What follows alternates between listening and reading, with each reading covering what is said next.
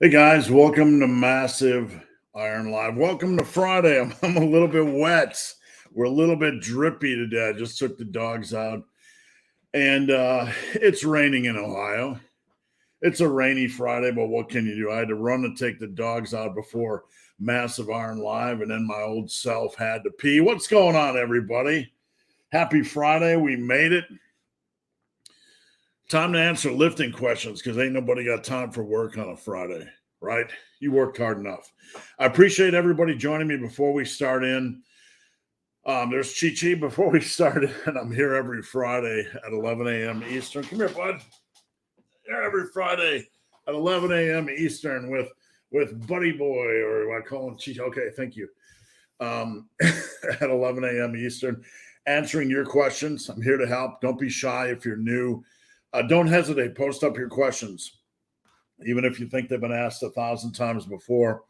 I'm here to help. Let me know how you guys are doing, what programs you're running, and just let me know any way you think I can improve Massive Iron Live to help you guys. Before we get started, just a reminder that if your question doesn't go through, it's not me throttling you. YouTube can be super picky. It might censor a word. Who knows? It's YouTube. Sometimes you have to shorten your questions. Sometimes you have to rephrase your questions. And if that doesn't work, if your questions don't go through, you can head over to Instagram, @BenTheBarman, slide into my DM. And I'm always there to answer questions. Legitimately, I answer every question for free. I'm not just trying to filter people or funnel people and get their money. Always have and always will answer your questions for free. So anyway, how you guys doing? We're almost to Halloween. This time next Friday, we're going to be in November, and everybody's going to be putting up their Christmas tree already, and we're going to be griping about how they're putting up their decorations early. So hope you guys are doing well. Big things coming here. I'm going to be moving into my new gym space in 3 weeks from now. 3 weeks from now, I'll be hopefully doing Massive Iron Live from the new location. So stay tuned.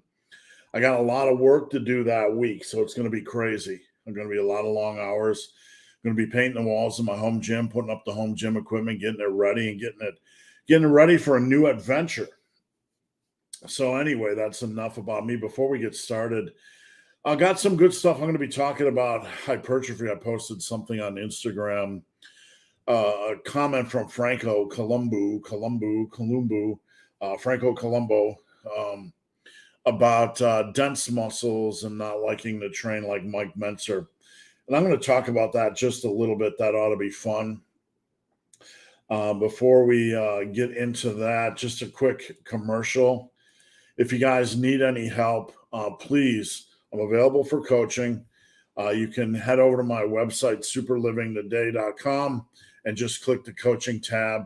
Super simple. I'll never pressure anybody into coaching, but I have some of the most reasonable prices in the industry. I'm able to do that because I coach for a living. I'm not a check-in once a week guy. No offense to any of these folks. But I check in every day. I try to build a relationship with my clients, and I take that seriously. So if you need help and you're frustrated, check out the coaching tab.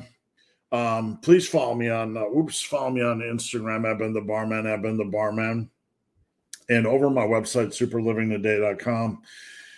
Got a lot of good stuff. Apparel, if you need some good lifting shirts, got a ton of different variations over there. Also have Massive Iron Whey and Creatine. I don't sell a lot of it. It's quality stuff, and it's not way overpriced. I'm not trying to be a supplement company. But if you need whey and creatine and you want some good quality options, please check that out. And what else? If you need a workout, I have tons of workout PDFs over here. Some stuff for free. So check out the workout tabs, check out the course tabs. I also have books. I have all kinds of things. So I appreciate your support as a small content producer. And let's get into things, shall we? Wet hat and all. We're feeling fall today, aren't we? We got the wet hat. We got the camo on. And we got I would say the best football team, but we sucked this year. So anyway, let's dive into things, see what we got going on. I forgot to type it up, but just as a reminder, if you post a question before live starts, every week you get a chance to win something for free. You get a chance to win a t-shirt, hoodie, whey protein, creatine, or Team Massive Iron membership. Team Massive Iron is doing really good. And I encourage you guys, if you are tired of social media, check out teammassiveiron.com. Rico, how's it going, Rico? Happy Friday. Tim, happy Friday. Hope things are going well. Rico, when will the new book drop? Working on it as we speak. I don't have a hard ETA. I've considered doing a pre-sale, but really, I don't know how this thing just continues to grow and grow. I don't even know how many books it's going to be. It's not going to be a single book. It's just getting really, it's not overstuffed with useless information. I'm putting in my life's work into this book, and it's becoming more like a series of books. It's going to have all my content, all my articles, all my workouts. It's going to have everything. It's called the Massive Iron Omnibus, and it is going to literally contain my life's work. It's not just another lifting book. This is going to be like the ultimate Massive Iron reference book with everything in it. Everything I've ever said, everything I've ever written, every workout I've ever done. Plus, we're going to have stuff that's not appeared before. We're going to have stuff on form. I'm going to have photos, exercise, photos with exercise form explanations, and some new stuff. So it's going to be pretty intense, and it's going to be more than a book. I didn't really want to burden you guys with that, but I don't even know how much it's going to be. You know, it could be a 10-part series right now. That's just how much information is going to be in there. I got dog hair all over myself. Big Tim. On 3x8 chest supported T-bar rows today, I got 8-8-14, but it's not like the first two sets didn't feel tough.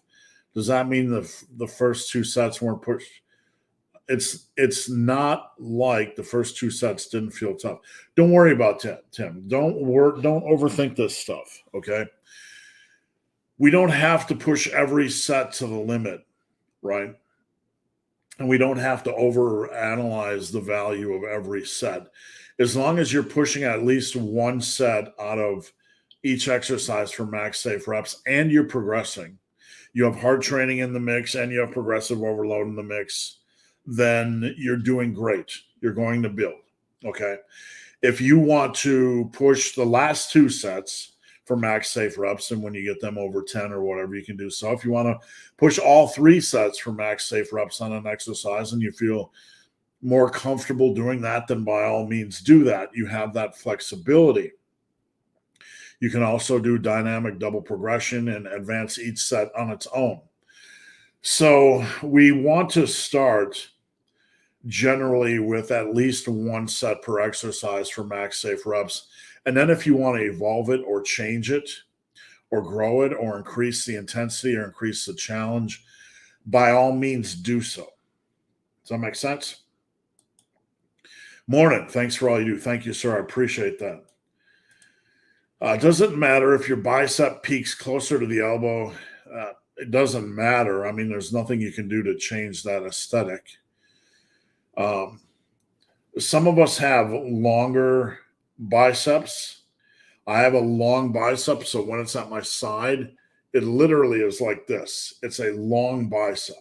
That doesn't really do it justice, but it's a long bicep. When my arm is at my side, my bicep looks long and impressive, but when I flex it, it looks like a potato, right?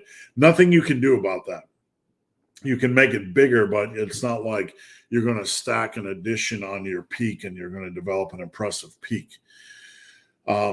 Doesn't matter, maybe to you personally, but there's nothing you can do to change it. Barbell Bryce, do you think the 4 to 6 rep range is still okay? Yeah, absolutely. Or should I up it to 6 to 8? Don't worry about rep ranges. Rep ranges don't matter. Don't overthink this stuff, guys. That is the cornerstone. Don't get caught in the weeds and miss the forest. Okay. It doesn't matter. We adjust rep ranges to an area that feels comfortable for us on a specific exercise. You can start with 4 to 6. If you don't like it, you can bump it up to 5 to 7 or 6 to 8. It doesn't matter. We just want to avoid ultra low reps because the risk reward is just not there. What is ultra low reps for a specific exercise? That is going to be based on feel, right? Some squats to me going above 8 reps feels like cardio. So I like to keep them generally lower. I like to keep them 5, 6, 7. Deadlifts, same thing. I start to creep up in reps. It becomes very physically taxing, not just from a cardiovascular standpoint, but on my lower back. So I like to keep them a little bit lower. So don't overthink this stuff, guys. Don't get into that overthinking mindset. We adjust everything based on how it feels for that exercise. Rep ranges don't really matter. It's the hard training and the progression that matters, and adjusting a rep range to fit an exercise. Aberrant, if a pro got second place because his biceps were too small relative to the rest, how would you modify his program to help him win first next year? Well, the first thing we would have to do is analyze his current training. Okay, what has he been doing? There's a million things this individual may have been doing. And look, I want to toss out the word pro here because it implies a lot of drug abuse. And, with it, the tongue-in-cheek chuckle, let's do synthol or increase drug abuse or whatever. So I want to toss pro out, and let's just talk about the average lifter. The average lifter, his biceps are too small, and he wants to bring them up. First thing we're going to do is analyze what they've been doing, okay? Then a couple of things. Could we increase the intensity a little bit? Is there room to increase the strength and progression a little bit? Does he have the best exercise selection? Is there a way to increase the intensity? Is there a way to work in specialization programs over the course of a year? So these three things are probably a good place to start. How is his overall strength? Right? Are you dumbbell curling 40s? Do you have room to get to 60s? We have to be realistic. Has progression on biceps been as aggressive as progression on bench press, for example? So we have to focus on progression. We have to focus on maybe broadening the exercise selection a little bit. Is the program well-rounded enough? Is there room for a little bit of variety? Variety never hurts. Is this going to be a magic fix-all? No. But these are all little things that easy ways to bring up a body part that don't involve just necessarily getting super complex. From there, can we bring up intensity techniques? There's something I came out with, on curls, where you do strict curls, bicep or barbell or easy bar curls for 8 reps, and then you do a few reps of cheaty reps, and then you do a few reps of drag reps. So it's kind of like a progression.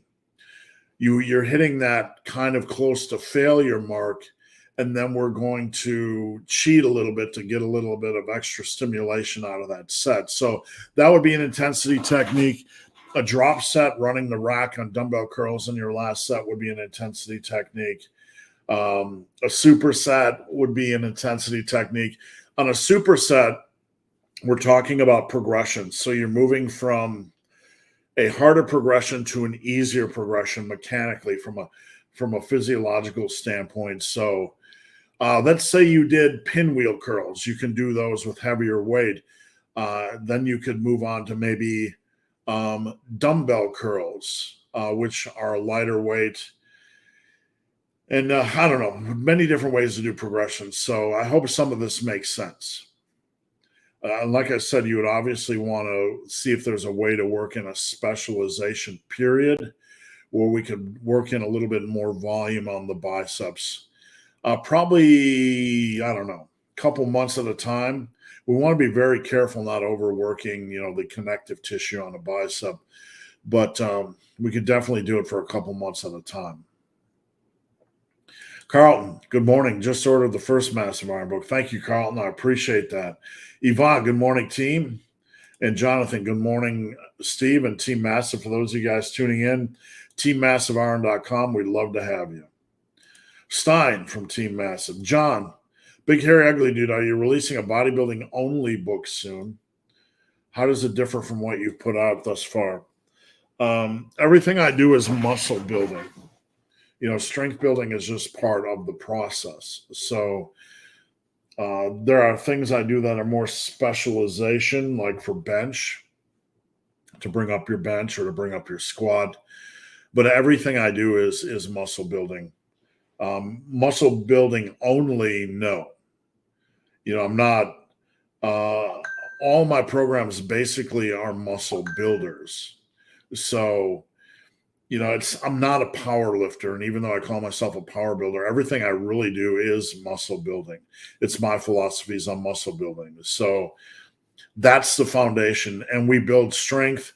Do you need a passion for strength in the Massive Iron world? No, I have plenty of clients that we just use progressive overload wisely as a tool to build muscle. But muscle is the cornerstone of what we do in Massive Iron. Muscle makes you look better. Muscle helps build the foundation for strength. Steve Jr., good day. In your video yesterday on programming, why did you leave 2 days a week out? Because it's fringe. I mean, you can scale it up or down. I left 6 days out as well. Some of it's just pragmatic. I don't have room on all of my graphics to squeeze in every possible option, if that makes sense. I'm not trying to make a statement, by leaving out 2 days or 6 days. A lot of it's just pragmatic. You don't have room or time when developing, content to put in every possible option. So if you want to do 2 days a week, you'd probably just start with 36 hard sets and apply it the same way. You could scale it down. I'd probably bump that to 40 hard sets a week and get in a little bit more each day, if that makes sense. Dumbbells and donuts as opposed to barbells and beignets. How do you ensure consistency when taking progress measurements? You want to at least do it around the same time each day, usually in the afternoon. You don't want to do it when you're flat in the morning, when you're a little bit sodium depleted or maybe possibly glycogen depleted. You don't want to do a post-workout when you have a pumpy pump. You want to do it a couple hours away from a workout in the afternoon. And you generally want to take 3 measurements and take an average. And that's as good as you're going to get. You can overthink about tape placement, but how are you going to ensure you get the same tape placement? Experience is the only way to do it. So the general guidelines are to probably take 3 measurements and take an average. You can get an automatic measurer. Let me show you guys this real quick since we're talking about it. This is something I mentioned to a lot of my clients, and these things are super cheap. Just hold on a second. Let me find them. Let me find one on Amazon. We're going to look for arm. Just search arm measurement in Amazon. And this is like literally, hold on a minute. I got it here. I just have to pull it up. Okay. It's literally like $10 on Amazon. Damn it. All these freaking windows. And now it's scrolling. There we go. All right. Present, share screen, Amazon. All right. This is what we're looking at. It's basically, if you search arm measurement, this thing automatically retracts So it's hard to cheat it. You put the little thing in the notch thing, and the thing in the notch, and the notch in the thing, and it auto retracts. And that way you can flex, and you don't need 3 arms to do all the stuff. And this is only $9.99, so it's super reasonable. And because the price is so reasonable, if you break it, lose it, whatever, it's pretty easy to replace. Steve Jr. Is it possible to be a few months into bulking, crushing the diet, training hard, but don't seem to be gaining on it? I don't want to look, Steve. If you're doing everything right, you're gaining muscle. The seam part in the short run is where we get messed up. Okay. I have clients that you need to measure every month. You need to weigh. And if you are doing everything, you are going to be building muscle, right? The only way you're not going to be building muscle is if you're not gaining weight and not training hard, not progressing in strength, or your exercise form sucks so bad that you're not getting anything out of an exercise. The seam part is the mental lie, right? I know for a fact you are building muscle. You can't really see much over a month, but any of my clients that play things forward 4 months, 5 months, 6 months, a year, and they're looking at measurements, they're going to see an increase. I have a client in Australia who sent his measurements in yesterday, and he is on a cut. And I believe his cut got down to 192. And since May, I believe his arms are up 0.4 of an inch. And this is measuring at the end of a cut, right? So it's best possible scenario. It's really easy during that period of time to believe like I'm not gaining much, right? But you are gaining. You have to trust the process. My system is not going to let you down. It's not like it's debatable. The Massive Iron Way is like it's like Bruce Lee's system, right? It's like not directly, but it's a look at everything everybody is doing and what are the common pillars of success? What are the commonalities, right? So we have all those in place. You are going to build muscle unless you're not gaining weight slowly, unless you're not progressing slowly, or if you're not truly training hard enough, or you are really, your exercise form stinks. Those are the reasons why you don't progress. And if you start with 85 on bench press, and you've crushed it hard for 5 weeks and you're up to 95 on bench, you're not going to build a lot of muscle. You are going to build some muscle, but you're not going to build a lot of muscle. But you need to get that up from 85 to 135 to 155 to 185. And we need to take that out a year. That process will never let you down. All right, let's get into this one because it's a good one. Okay. On Instagram, you posted a video from Franco about hard and soft muscles. Now, I can't play the video because if YouTube picks it up and gives me a copyright strike, I'm just over YouTube doing that crap. But I want to show you guys something, okay? We're going to talk about this a little bit. Let me just pull up the page. What I'm going to explain to you what we are talking about here.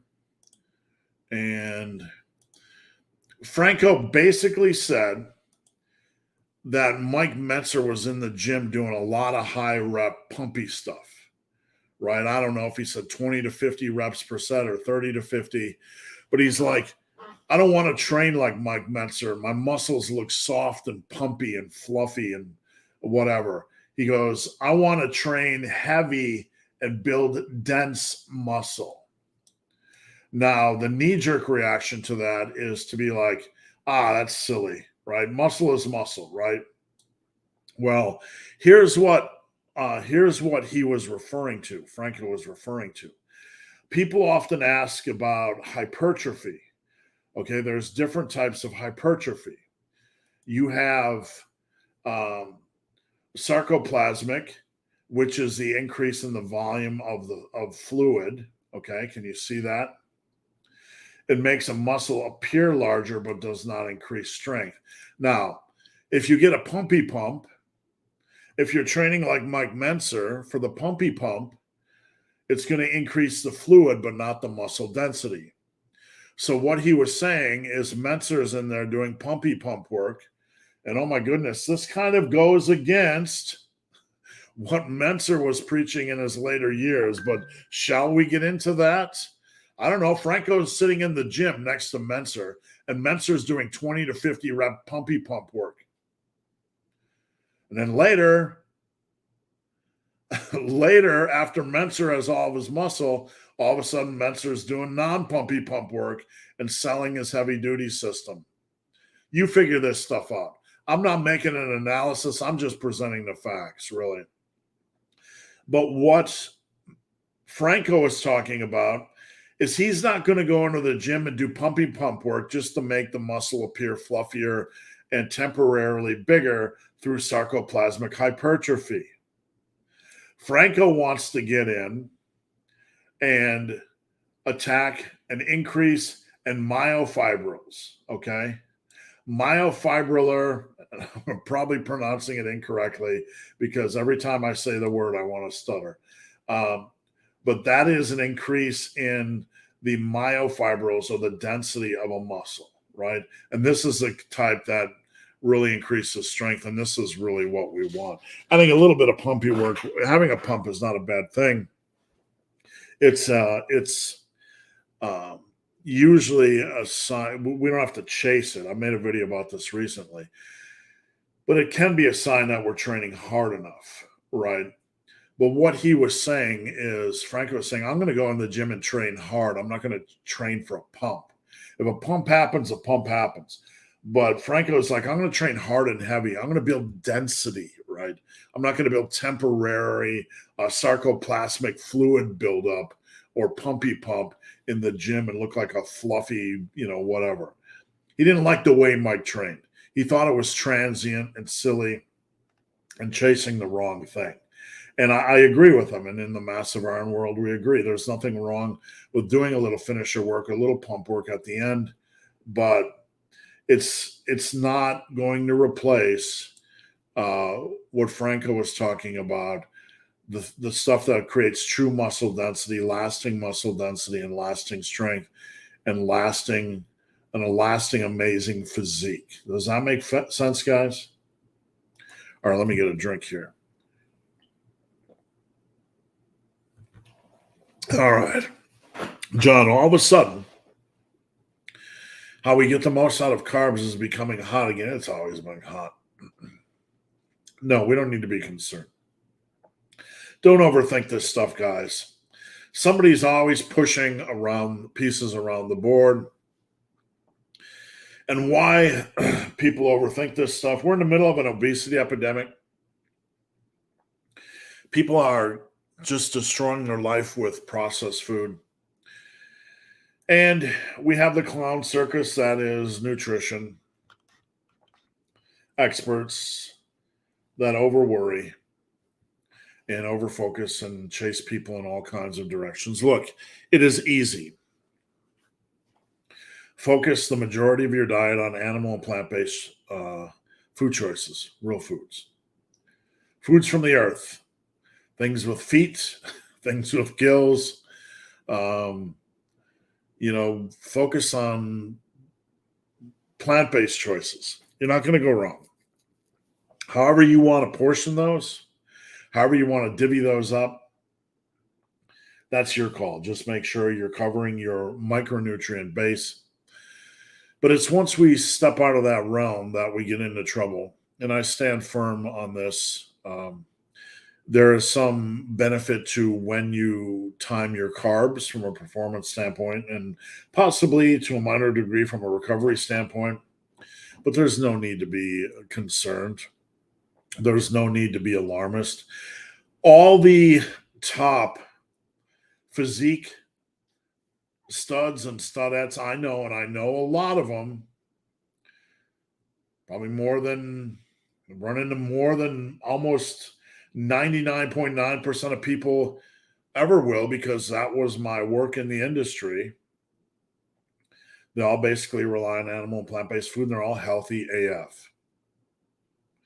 It is when we get out of that realm and we over consume processed crap and alcohol and sugar drinks and flour drinks and just things without nutrients that we get into trouble. It's not complicated. You guys don't need to worry. Some of my clients are carnivore, doing amazing. Some of my clients are vegetarian, doing amazing. As long as your nutrient bases are covered, then you're good. You got to be wise about your diet. I'm not pushing any ends of the spectrum, carnivore, vegetarian, vegan. I'm not pushing any ends of the spectrum. But I'm saying that if you stay, regardless of whether you're a vegan and you don't believe in eating animal meat, it still is nutrient dense. Is it harder to get your nutrients from plants? Probably. There's some discussion and debate, but you still get them. You still get nutrients from plants. Maybe there's some heated debates on how much iron do you actually get from spinach. Right? Might be a very low amount. You're still getting iron from spinach, and it has a very low calorie level, and it's much easier or much better for you than eating a processed protein bar. So let's not be alarmist. Let's just be reasonable and take care of ourselves. Tim, Smith squats have been progressing well, but I'm considering using a HB squat variation, likely pause, high bar, I assume, to get more frequent touches, as I really want to push my squat numbers up. Thoughts? Here's my thoughts, Tim. This is your goal. You want to get your squat numbers up, get your squat numbers up. Do what you want, do what you love. You have a right to get your own goals, and squats are a perfectly good exercise. So there's nothing wrong with doing that. By all means, do so. You don't have to stay stapled to one exercise. You do, if you want good quality quad development, it is in your best interest to use a reasonable variety of quad exercises, but which you use are up to you. Denver Blues. Hi there. I'm overbulked. Denver's fat bulking. 3 months in and should be at 6 pounds gained, but it's not bad. You're within range. The first couple of pounds could have been a little bit of water, so that's okay. You're in range. Everything's good. You're not fat bulking. You're not fulking. You're good. You're under 3 pounds per month. You're good. What best to do now? Drive on, my friend. You can gain another 4 or 5 pounds in the next 2 months and then reassess. Don't panic. You're not far from home. I would 100% finish out the year. We're almost in November. Finish out the year and cut on January 1st if you want to do a cut. Or assess if you're in pretty good shape and you feel comfortable with where you are body composition-wise to continue on with a few more months of a bulk. But aim for 4 to 5 pounds the rest of the year, and you're fine. You're doing good. You're not overbulked. You're right in the lane, my friend. It can be normal to gain a few more pounds of water out of the gate, and that can toss off the averages a little bit. But I think you're in a good place. And if you are paranoid that you're being slightly aggressive, just drop 100 calories a day, a little minor adjustment, and keep driving on with your bulk. You're fine. Tim, deadlift form is generally fine, but I tend to hitch when I get to the last rep or two. A hitch typically occurs when you lose focus and one muscle group out of the mix gets a little bit weaker or is lagging behind than the others. But what you need to do is stay disciplined. You need to, on a deadlift, you need to focus on at the lockout, driving your head up and your hips forward, Head up, hips forward. Head up, hips forward. This is what you need to think about at lockout. Head up, hips forward. Head up, hips forward. Head up, hips forward. You need to drive those glutes forward. You need to work on discipline. A hitch, you're keeping your head down and you're trying to pull the weight up instead of pushing your hips through. You need to push your hips into the bar. Drive your head back. Think about leaning back. Lean back, hips forward. Lean back, hips forward. Lean back, hips forward. Lean back, hips forward. Okay? When you get in that position where it starts to feel tough, instead, what you're doing is instead of trying to drive the head up and drive the hips forward, you're keeping the head down and the hips back, and you're trying to pull it up, right? So I hope that helps. John, starting from 163, can I look bigger in clothes? Absolutely, my friend. You can look like I'm hugely different in clothes in 2 years. You could gain 15, 20 pounds of muscle in 2 years. A lot of muscle mass. Absolutely. The amount of mass I gained my first 2 years was life-changing. You just need to use a proper program. You need to stay in a lane that keeps you healthy and happy. You need to stop thinking about how you feel, and you need to do the work that needs to be done. Tim, what's with some lifters wearing mouth guards? I don't know.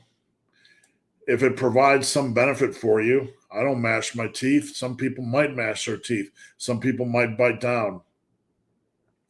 I'm sure there's a bunch of voices out there touting the benefits of why everyone should use a mouth guard, because isn't that how social media content works? 5 reasons why you should use a mouth guard. I made videos like that. 5 reasons why you should whatever. It's just things to think about. But we have to always understand the differentiation between, or the difference between something that's needed and something that's informing you, where you can make a decision whether it's needed. Do you need to wear a mouth guard? No. Is it going to be life-changing? No. Is it going to make much of a difference for most people? No. Is it worth the time and effort? I don't know. Do you have a problem? A lot of these videos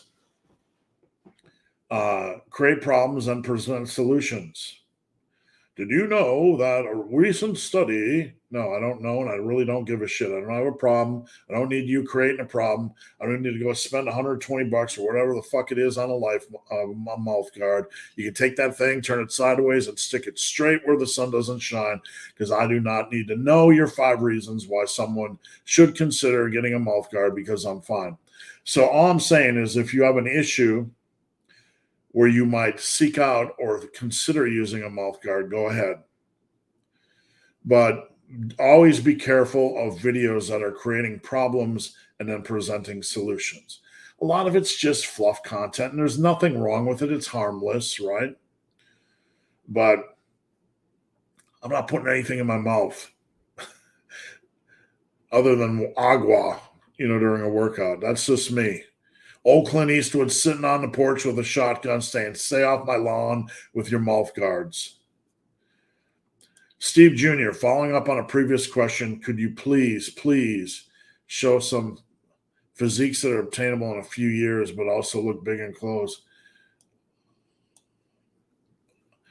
Man, I don't know. There's so many out there.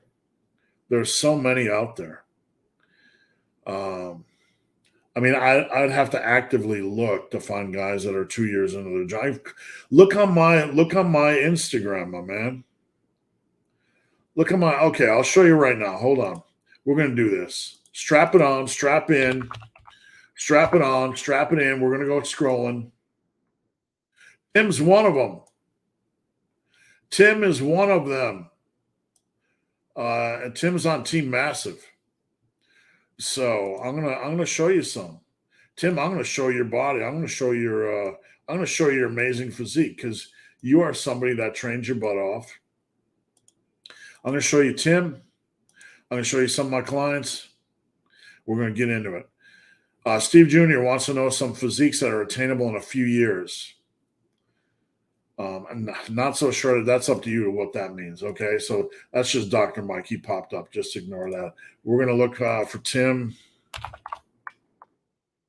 Tim Platts, Team Massive. Okay, Tim. Right. Look how good Tim looks.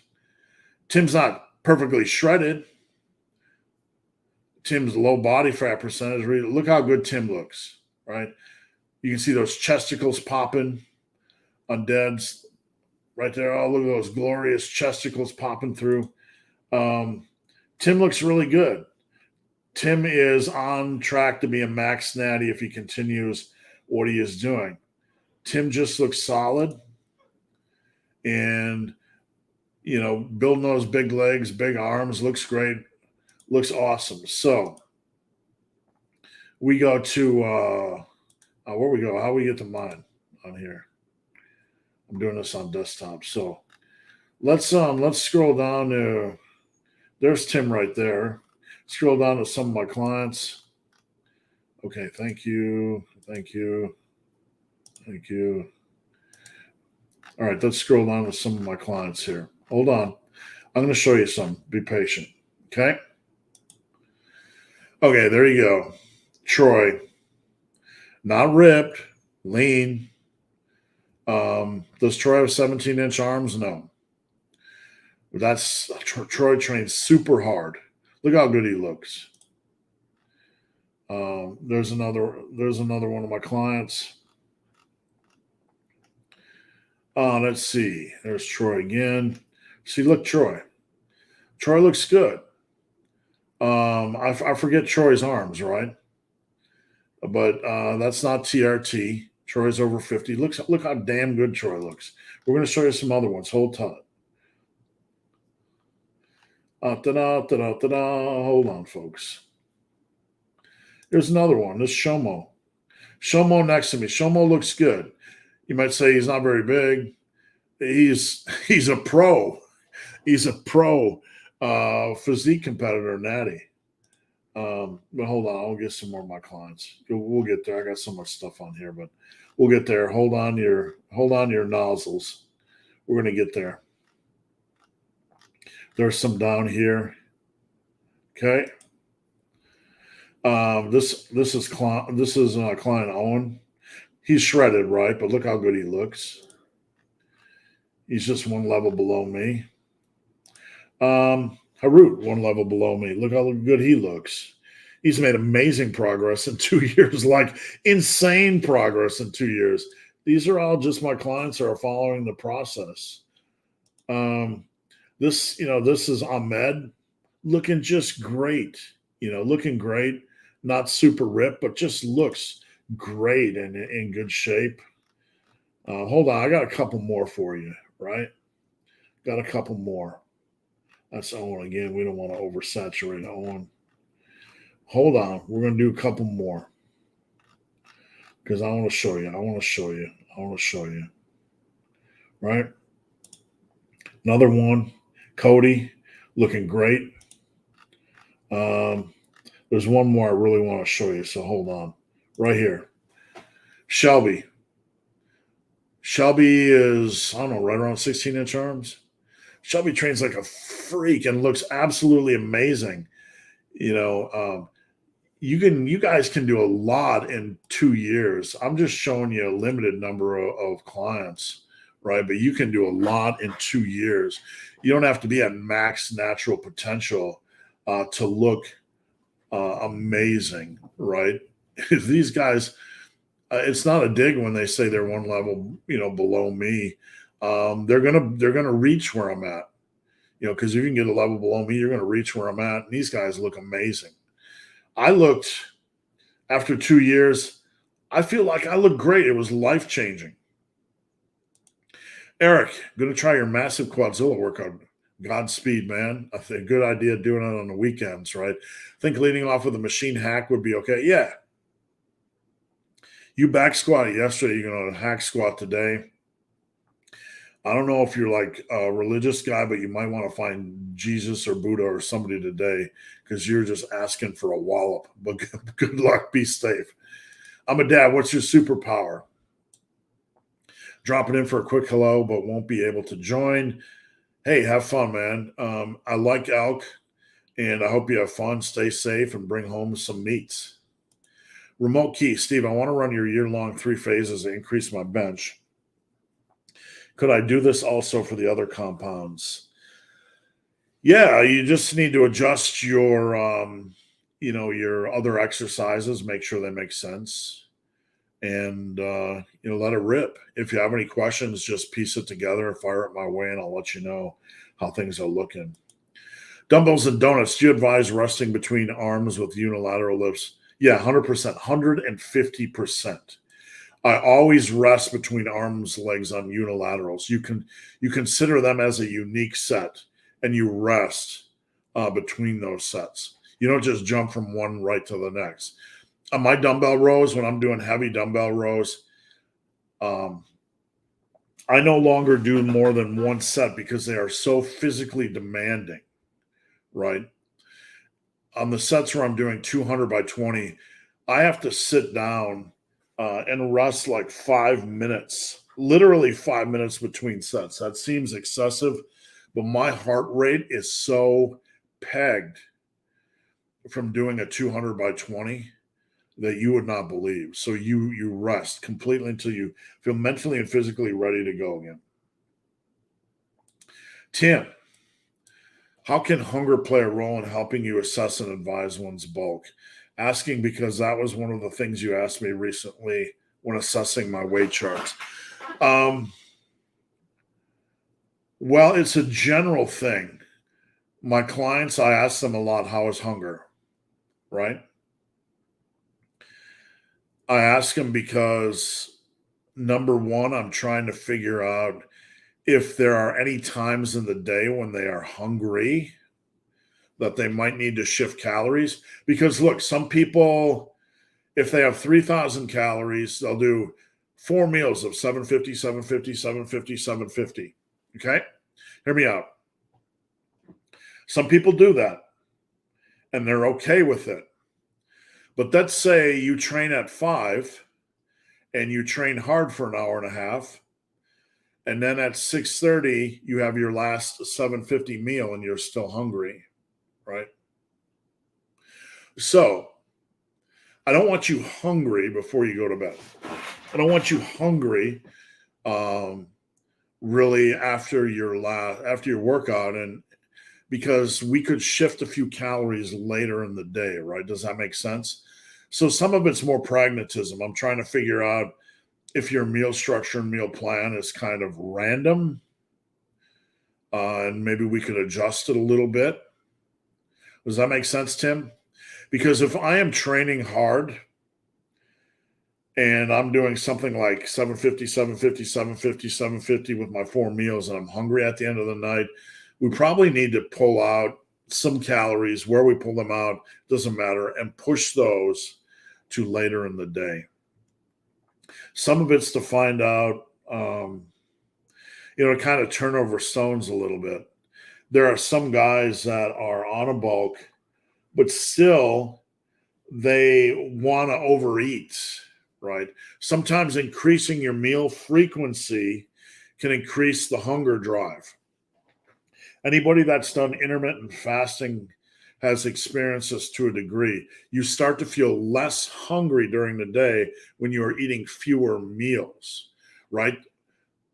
Whatever you want to call it, however you want to phrase it, that insulin roller coaster, that insulin pull, that's like Magneto, right? That's just pulling you towards hunger. It gets a little bit better when you're on fasting. You don't feel like consumed by hunger. You don't feel like hunger has this control over you, generally, right? So when we can go into a more frequent feeding type of lifestyle, sometimes that actually increases hunger to the point where we want to eat more, even though we're not necessarily hungry. Does that make sense? John, any luck on new mugs? I can make all the mugs you guys want. Also, massive hoodie. I have a lot of hoodies on my. If you guys go to my website, superlivingtoday.com, and check out apparel, I have plenty of hoodies. If you want anything in a specific hoodie, any image, just let me know. Mugs, you'd have to let me know what you want. I'm going to be honest. I can make anything with massive on it. I just probably have sold 2 mugs in 5 years, so I don't go out of my way to spend, to make new mug variations because it's usually a one-off sale. But if you want me to make one because it's something you want, I can. Steve, last week you mentioned a diet hack to replace pizza for a pizza bowl and grapes to snack on. So what I mentioned, and this is a super simple hack. On pizza, what's the worst thing? It's the crust. Come on. It's the sugar and the flour and the trash crust. Like, who needs thick crust, right? It's just trash calories. I don't know who of you who needs to hear that, but it's trash calories. You're better off eating the meat and the cheese and even the tomato sauce.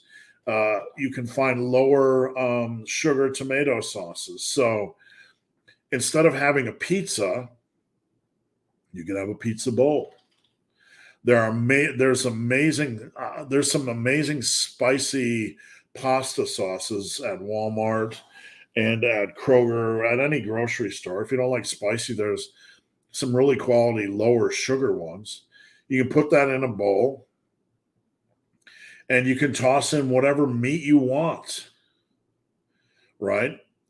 Even if you toss in lean meat, you put it in that pizza sauce with a little bit of cheese and it's tasting good.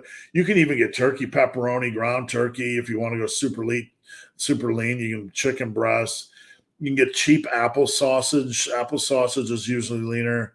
You can even put in lower calorie breakfast sausages. Even a little bit of regular pepperoni, even a little bit of regular Italian sausage.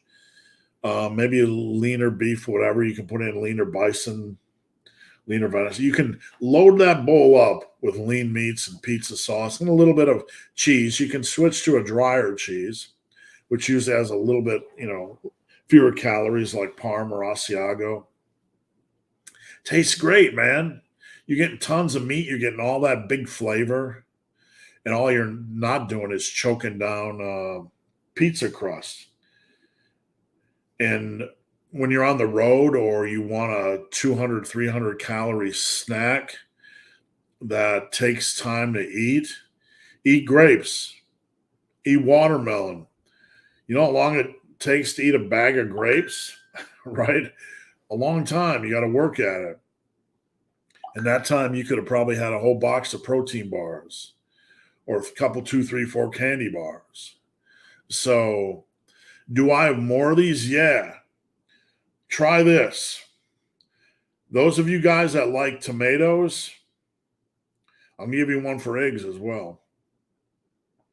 Those of you guys that like tomatoes, take the biggest tomatoes you can find at the store, right? Those triple D's, you know what I'm saying, right? Not to be crude. Get those porn star tomatoes. You know what I'm saying? Chop those up and put them in a big bowl, 2, 3. Get a Greek yogurt, toss it in there, plain Greek yogurt. Toss in some Frank's Red Hot, mix that up. You got this monster bowl of food with like 250, 300 calories with these porn star tomatoes. It tastes great, got some protein in there. It's going to fill you up like a champ. Okay, so you can take, one of the things I used to do was take jalapenos, pepperoncinis, cocktail onions, diced tomatoes, a lot of random veg like that and put them in a bowl. And then you can put in some Greek yogurt as well. You can do that as well. What else do we got for you? Okay, eggs and Greek yogurt. Okay, if you like deviled eggs, one thing you can do is, if you want to go lower calorie, you can use some cooked egg whites. You can use like 2 or 3 eggs and maybe the equivalent of egg whites. Put them in a bowl. Put in some plain Greek yogurt, put in some Frank's Red Hot, mix it up. It tastes kind of like a deviled egg-ish.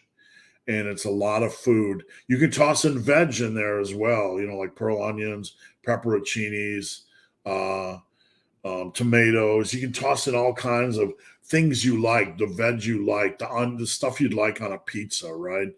Like onions and tomato and all that good stuff. Even mushrooms you can put in there just as filler. Good stuff. In a lot of ways we can stuff a lot of food in our gullets and have it taste good and not just be like, oh man, I'm dieting.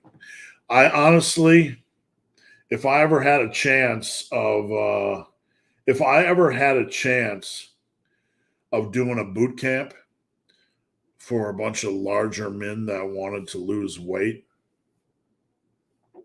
and they struggle with hunger, I could literally kill them with food volume. It's an art form, but it's really a lot easier than you think to create a lot of food volume that actually tastes good. We just have to kind of be smart a little bit about it.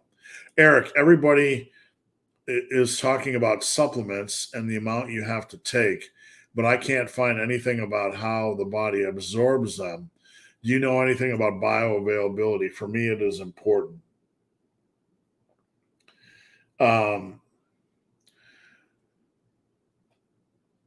I'm no expert on bioavailability of individual supplements. No.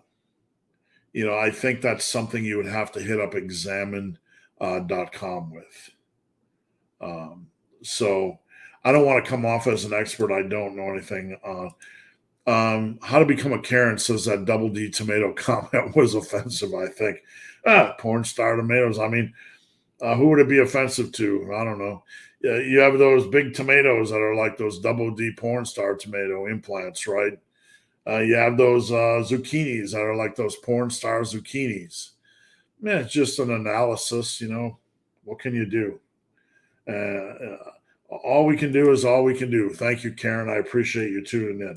All right, where were we? Karen tunes in. It's always a good day when a Karen tunes in. Thank you, Karen. Where was I? Did that, pizza bowl. Dumbbells and donuts. Hit a huge deadlift PR. Congrats. And on the last rep, felt like I was going to pass out. That's that high blood pressure, right? Music went in slow motion. Sometimes I feel my ears kind of going, warping a little bit. Now it's not poor breathing, man. It's just high blood pressure, a lot of stress going on. A lot of bracing, a lot of stress. Not poor breathing at all. I've had people pass out, so is what it is, my man. Just be safe. What's your approach to keeping a calorie surplus on days? Don't adjust. Unless you are getting in, like the only time, if I get in an hour of extra activity, no big deal. But if I'm getting in you could add 200 calories if you want, if it's unusual. If I'm doing 2 hours of extra activity, that's pretty intense. Maybe do 200 calories per hour, but don't do lower. Don't overthink this stuff unless I try to keep the same calorie intake each day because we're recovering. You're always recovering if you're lifting. So we shouldn't really be lowering calories. We'll want to keep our calorie intake about the same. But if you do something higher, like an hour run or an hour of cardio, that's not normal. Usually I toss in about 200 calories, maybe 250. You can use your best judgment, but don't go way overboard. Starting first creatine cycle, pretty excited. Do I need anything for after 3 months? Don't get off it, man. No reason to get off. You don't need PCT or anything. So no, but I would just continue to stay on forever and ever. It just provides too many good benefits. If you're going to run it, you might as well stay on it. Elliot, Without barbells or dumbbells, what are your biggest hitters for quads? Getting a gym membership, not being cruel, Elliot, but that's what it is. You're running out of tools, my friend. Now you can do Bulgarian split squats and you can do lunges. You can do pause jump squats for volume, and you can do step ups for volume. And I wasn't trying to be snarky, but okay, you have leg press, that's good. Sorry, I didn't read the whole thing. You have Smith machine squats, that's good. You have Bulgarian split squats, that's good. I'm curious. Leg extension, good. Are these all plate loaded? I assume they're plate loaded because if you wouldn't have plates, or if you'd have a barbell, you'd have plates around. If you're not going to have barbells, you probably wouldn't have plates. So I'm assuming these are all plate loaded, like stacks. Those exercises sound good. Just be careful with the split squats and find a way to overload them if you can. Any Team Massive members you want to shout out that are doing well, but if they step it up, they might do it. You're gonna try to get me to throw them under the bus.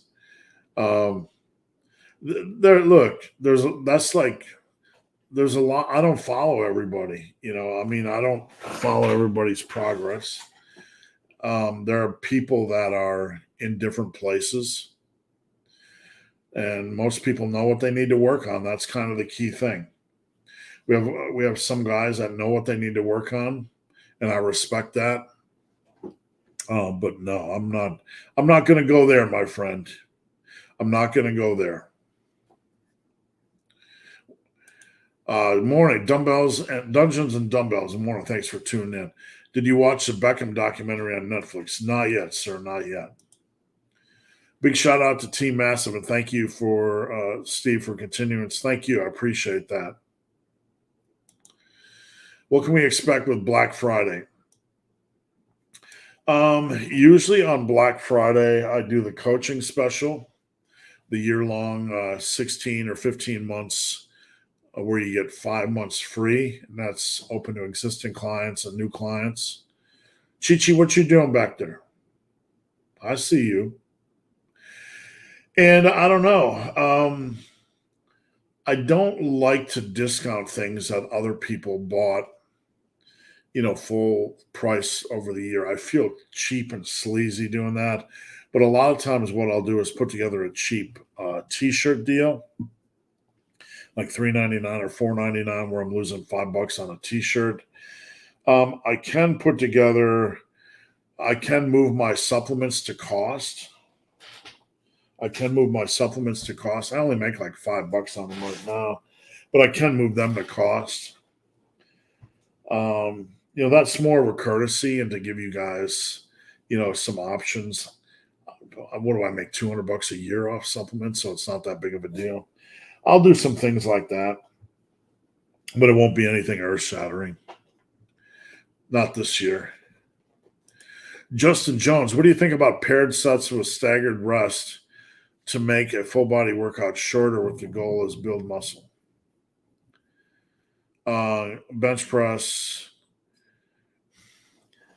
You're better off doing rest pause work, bulldozer style, and sticking with one exercise. So do the escalating rest on bench, where you do bench rest 30 seconds, bench rest 30, rest 60, 60, 90, boom, done. You can do that for 5 sets. You can do that for 7 sets. In my opinion, that's a better use of your time to rest, pause, and exercise than to, jump between 2 exercises. I think you're going to get more out of rest pausing one exercise than you're going to save time either way, but you're going to get more out of that exercise, rest pausing that exercise, if that makes sense. Doc, when correcting form issues, better to stay at an easier weight. Well, it really depends on the severity of the form issue. Because if you go like if it's a minor issue on squats or deads, if you lighten the load, then you it's going to be easier to correct the form. And when you get back under heavier load, there's a chance that your form's going to get crazy again. So if it's a minor issue, usually you want to stay at the same weight. Like if we're talking about moving your knees out an inch on squats, usually you want to work on that during your warm-ups and use the same weight. If it's a major issue, we do need to back down and build up from a base, if that makes sense. Steve, no question today, but thanks for doing these. Thank you. I appreciate you tuning in. Big Barry is, I've gotten older. As you have gotten older, have you moved towards doing higher rep? No. I mean, sometimes I do in periods where I'm running, where I'll do just bench 5 for 10. But I haven't specifically done that just because I'm older. No. There are some exercises that I don't want to train for 1 rep max strength anymore. So squats, don't hold me to this, but I'll probably never squat above 415 for reps again anymore. I mean, some of these, some of it's just like, why do I want to risk it anymore? I don't know. But I don't do it because I feel fine. I don't need to adjust anything. But it's more like I don't want to chase a 600-pound squat anymore. I don't feel the risk provides any value for muscle building. I know how to build muscle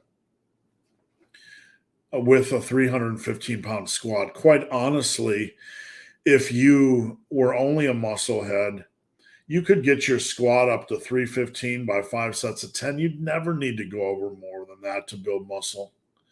That's extreme as it is, really, for the average individual. How do you approach these know-it-all types? There are no know-it-all types on Team Massive or in real life. Team Massive is a good community. We don't have know-it-all types. But I will tell you, if somebody starts giving out bad information on Team Massive, I'll correct them in public. It's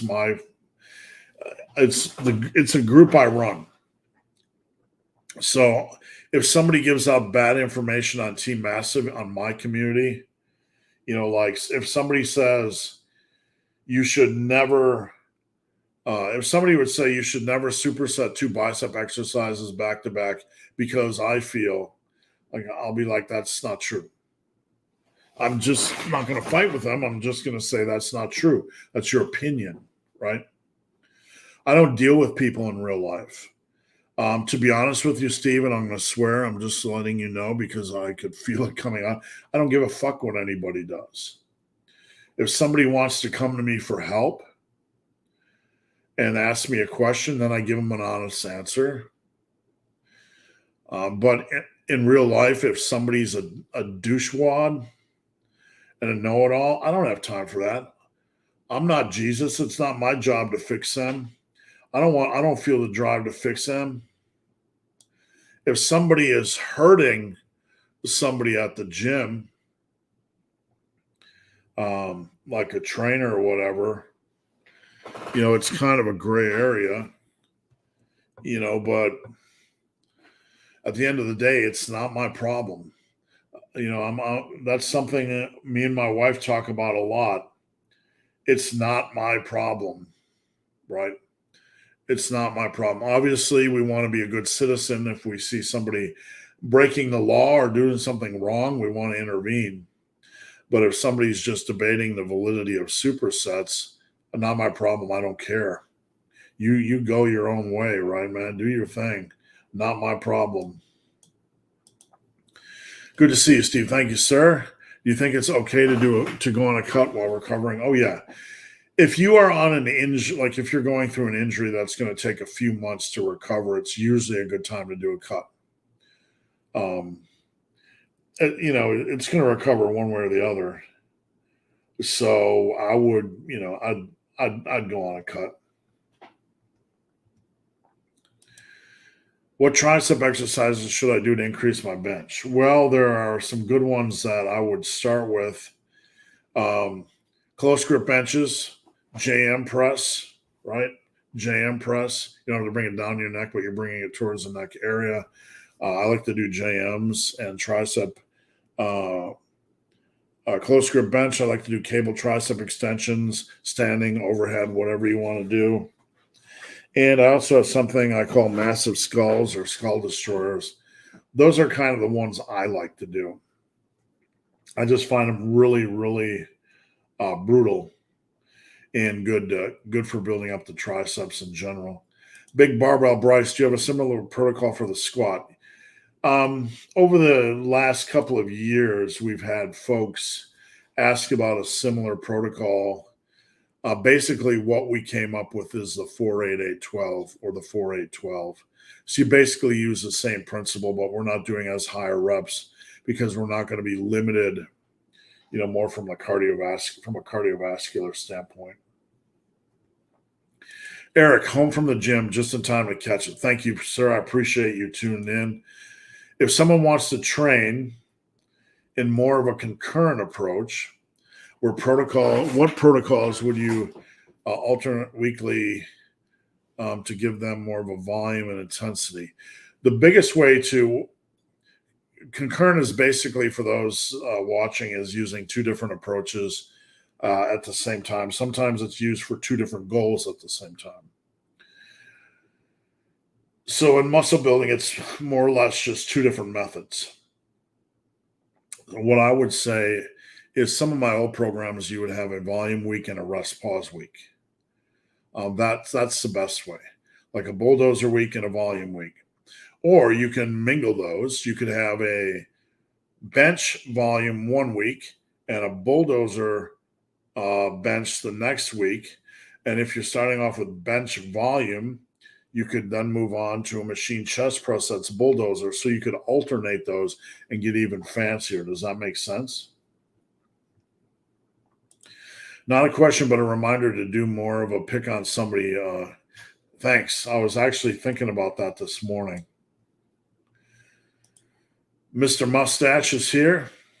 Thanks for tuning in from Team Massive. Christos, can't watch live today due to meetings, but I'll be here to support. Thank you, sir. I appreciate that. Tomorrow morning on Team Massive at 10 a.m., there is a deadlift, Fix My Deadlift seminar. And I did last Saturday morning at 10 a.m. on Team Massive Iron, a Fix My RDL seminar. So basically, people submit their videos and I correct their form. And we look at like 8, 9, 10, 11, 12 videos and we comb through those and hopefully through a bigger meta-analysis of, videos on a specific lift, we can gain a better understanding of how to fix ours. Blaine, thanks for everything you do in the top tier content for free. I look forward to live every week. Hire Steve for coaching, well worth the money. Thank you, sir. I sincerely appreciate that. All right, so we're an hour and 15 minutes in. I'm going to get a drink. We're going to keep rolling. Hold on 1 second. Don't go anywhere. Thirst. All right, so I'm going to give out a t-shirt, hoodie, something. Steve Jr. had a lot of good comments. Steve, I'm going to give you out something. And remote key. You guys can hit me up on Instagram at Ben the Barman or DM me Ben the Barman at Ben the Barman or email me benthebarman@gmail.com and I'll hook you up with something free. All right. I'm going to keep rolling as long as you guys have questions, so keep them coming. We're an hour and a half in. Looks like we're going to get to about 2.5 hours today easily. So just keep rolling on. Raphael,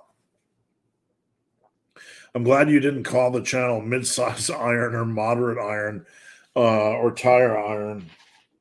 Yeah, it just kind of came out. My book, I didn't come out, with like, I'm going to call my channel Massive Iron. That was just the name of my book, and it just kind of took on as a good brand name. Big Zach. This is my little guy walking out. That's Bluey. If you're weak in the mid range on the press, would it make more sense to work in pin presses for bench and overhead? I'm going to explain something about where a weakness truly takes place. Where you feel something slowing on a press or overhead press, usually it's several inches before that slowing point where it actually starts to slow down. Where you notice it slowing, the slowing actually takes place a few inches before. So you're right here, and then you're decelerating, and there it feels like you're dead. So we think our sticking point is there, or our sticking point's actually lower. Does that make sense? So if you're sticking mid-range, your sticking point's actually lower, and that goes for bench press as well. So we have to kind of look at things. If your sticking point is mid-range on a bench, it could be your chest. So you might need to do more chest work. You can do guillotine presses. You can do Larson presses, stuff that really takes the form, overemphasis of form out of the mix. And I like dumbbell bench as well. I am more of a fan for pin presses on overheads than I am for bench, but you can certainly do them on bench. From a dead stop. I would just do them from a very, very low position. There's no harm in that. Kent from Australia. I probably said that horribly. Any recommendations on leg exercises that don't stiffen the hips? So stiff hips, I hate to tell you, Ken, but that's something that's very unique to you. It's not a common thing. So it's kind of a condition you're dealing with. I've dropped back squats from my program and replaced them with Bulgarian split squats. Those are good options. I would still look for a big hitter, meaning a hack squat or a leg press or something like that if you can. Maya, client of mine, what would you consider to be appropriate amount of time volume for abs? I've been neglecting them. There's no use to overwork them. To the point where some people, I used to know a woman that would do an hour of ab exercises a day, and that's really overuse. So it's encouraging injury.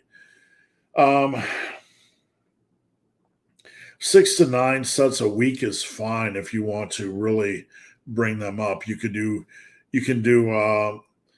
things as simple as floor crunches for a base level. I know some people don't like spinal flexion. You can do cable crunches where you try to bring your elbows kind of to your hip area, or you can think about bringing your lower ribs towards your hips. You can do ab wheel rollouts, which are really good for core stability and core health. You can do like shoulder tap planks. I like to do those where you, instead of just doing a plank, you can do 1, 2, 3. So you're counting, and it makes the time go by quicker. You can do a variety of stuff like that. You can even do decline sit-ups. That's one of my favorites. That can be harder on the hips. A lot of different great abs or core exercises. Cable wood choppers. You can search those. I can help you find those. A lot of good stuff, but you want kind of your ab work to be at the end of a routine, and you want it to be something that you could probably knock out in a good 5 minutes, or not having it feel like a burden, if that makes sense. LV, good morning. What progression approach do you recommend on deads for someone that has never deadlifted before?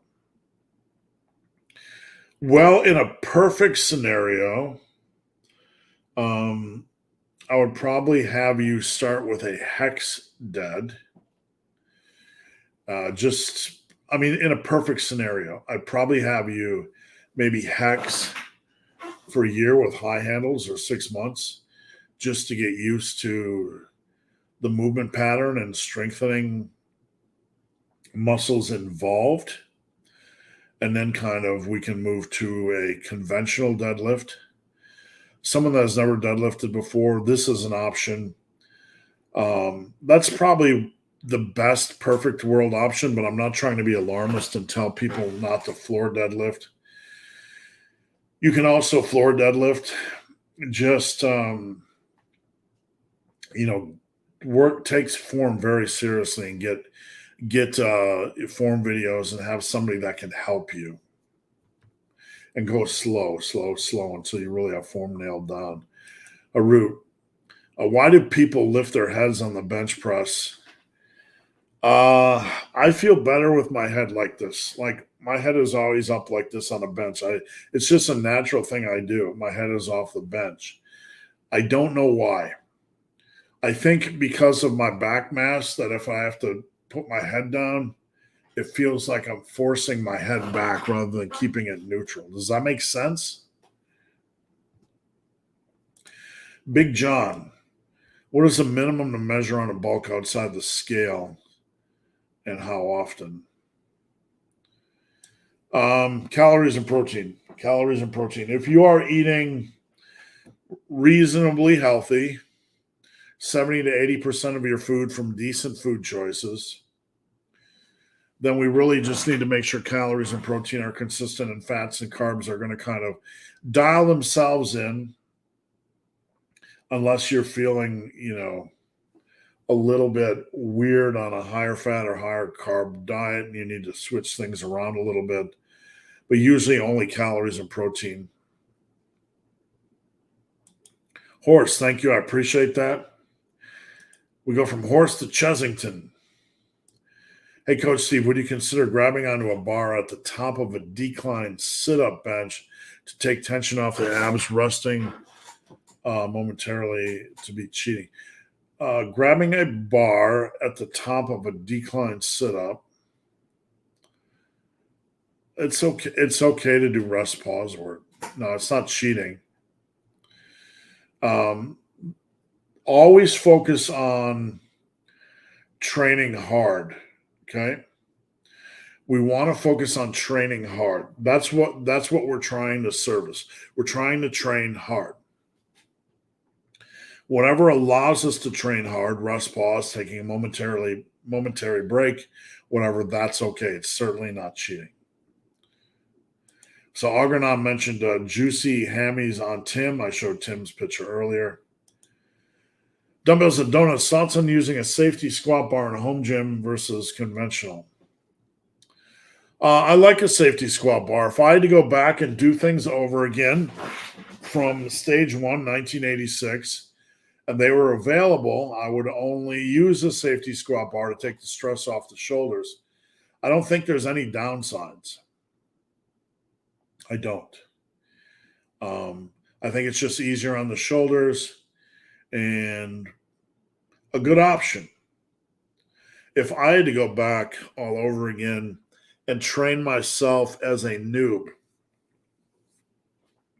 I would probably do safety squat bar and hex bar for 5 years. I don't mean safety squat bar for 5 years and then regular squats. I do safety squat bar and then hex bar probably for the first 5 years, and then worry about conventional deads after that. Thanks, Paul. Appreciate that. Appreciate you tuning in. Daniel, how's it going, Daniel? Travis K. Are dumbbell upright rows an effective alternative to barbell? Yeah, absolutely. I always used to do my dumbbell to the side. Call me silly, but I felt like it was working the side delt more. The range of motion wasn't as good. And I probably picked up a few haters, but Faye Dam, you suggested 72 sets for 4 days a week. How many sets for 3 days?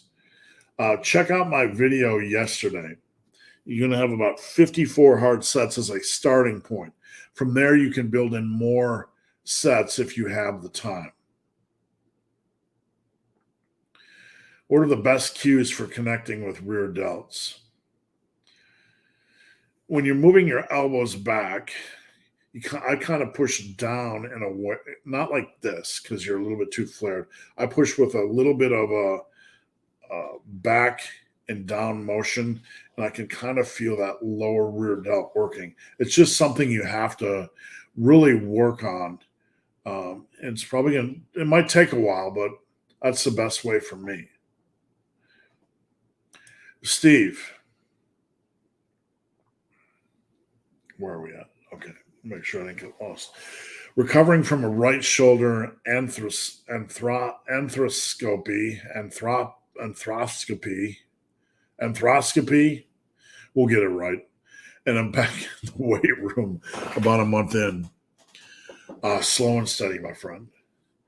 Whenever you're recovering from an injury, the worst thing you can do or surgery is try to push it. Go slow, go steady. Don't try to rush things. And when you feel comfortable, then take a step up and wait. But make sure your form's nailed down. The worst thing you can do is try to rush things. After a shoulder tear, I took a year to get my bench up from literally the bar back up to heavy again. A full year, I would add 5 pounds a week. Guys, we're an hour and a half in. Just wanted to tell you, if you're new, if you're new here or have never posted questions, please join us. Please post up a question. I'd love to help. Don't be shy. I will stay on as long as you guys have questions. Richard, have a great weekend. Thank you, Richard. I appreciate it. What's on your Christmas list? A cigar, humidor, a little one, probably about $150. That is on my Christmas list. And I want to get a more horizontal leg press. Not one of those in the commercial gym, but one that really allows you to load up and get heavy. Travis, have you ever used peptides? No. I don't even know enough about peptides to be intelligent. There's so many different peptides. For a while, it was overwhelming, right? It truly was. I don't know enough about the growth hormone peptides. I don't know enough about what the other If you want to know what I'm really, really ignorant about, that would be peptides and SARMs. Super ignorant. Don't interest me. I'm a lifter. I'm not interested in transient, gains or the possibility of transient gains. I don't like shortcuts. I don't care if somebody wants to waste their money or spend their money or on stuff. Look, let's be honest. Most of the money people spend on this stuff is wasted. It literally is. Even if something like this is effective, I don't know. I don't look at the research. I don't particularly care. Here's the way I think about it, just being real. If I want to enhance my physique, I'm not going to spend money on a peptide or a SARM. I'd rather just go straight to the real deal. I mean, the real deal is probably the same price and probably more effective. I honestly don't know why somebody would do that. I'm just being honest with you. Why are you going to spend money on a SARM or a peptide or testosterone? You guys can judge how you want, and I don't really, it's a complicated thing. It's not an easy discussion, but here's what I have to say. If you are going to dabble in the world of SARMs and peptides and borderline stuff, why would you use something you don't know anything about? Long-term side effects, and even if it's effective, why wouldn't you just spend money on something you know is effective, right? That somebody's been using for 30 years. I'm not trying to advocate it. I'm just saying, if you're going to use that stuff, why wouldn't you just use why would you use testosterone or a peptide and not just use something everybody else is using? Does that make sense? Thoughts on weighted dips, dumbbell bench, and deficit push-ups for chest. It's a good exercise selection. If barbell irritates your shoulder, that's fine. I would probably consider working in another chest exercise, like a machine chest press or a plate-loaded chest press. I think that would be a good choice. Even a barrel chest press. I'd get one more in the mix. Just went through a distal bicep. I'm just looking to see if there was a continuation. Distal bicep rupture.